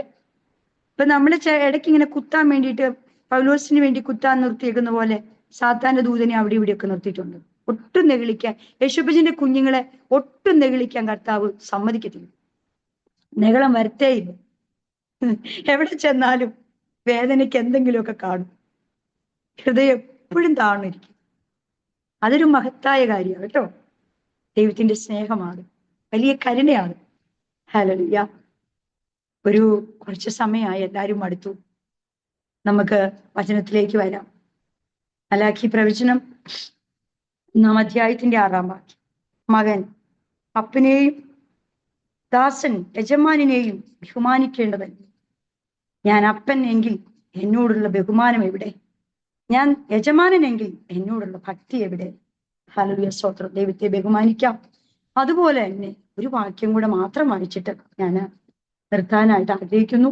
12 വാക്യം, എബ്രായർ 12 2 വാക്യം. വിശ്വാസത്തിന്റെ നായകനും പൂർത്തി വരുത്തുന്നതുമായ യേശുവിനെ നോക്കുക.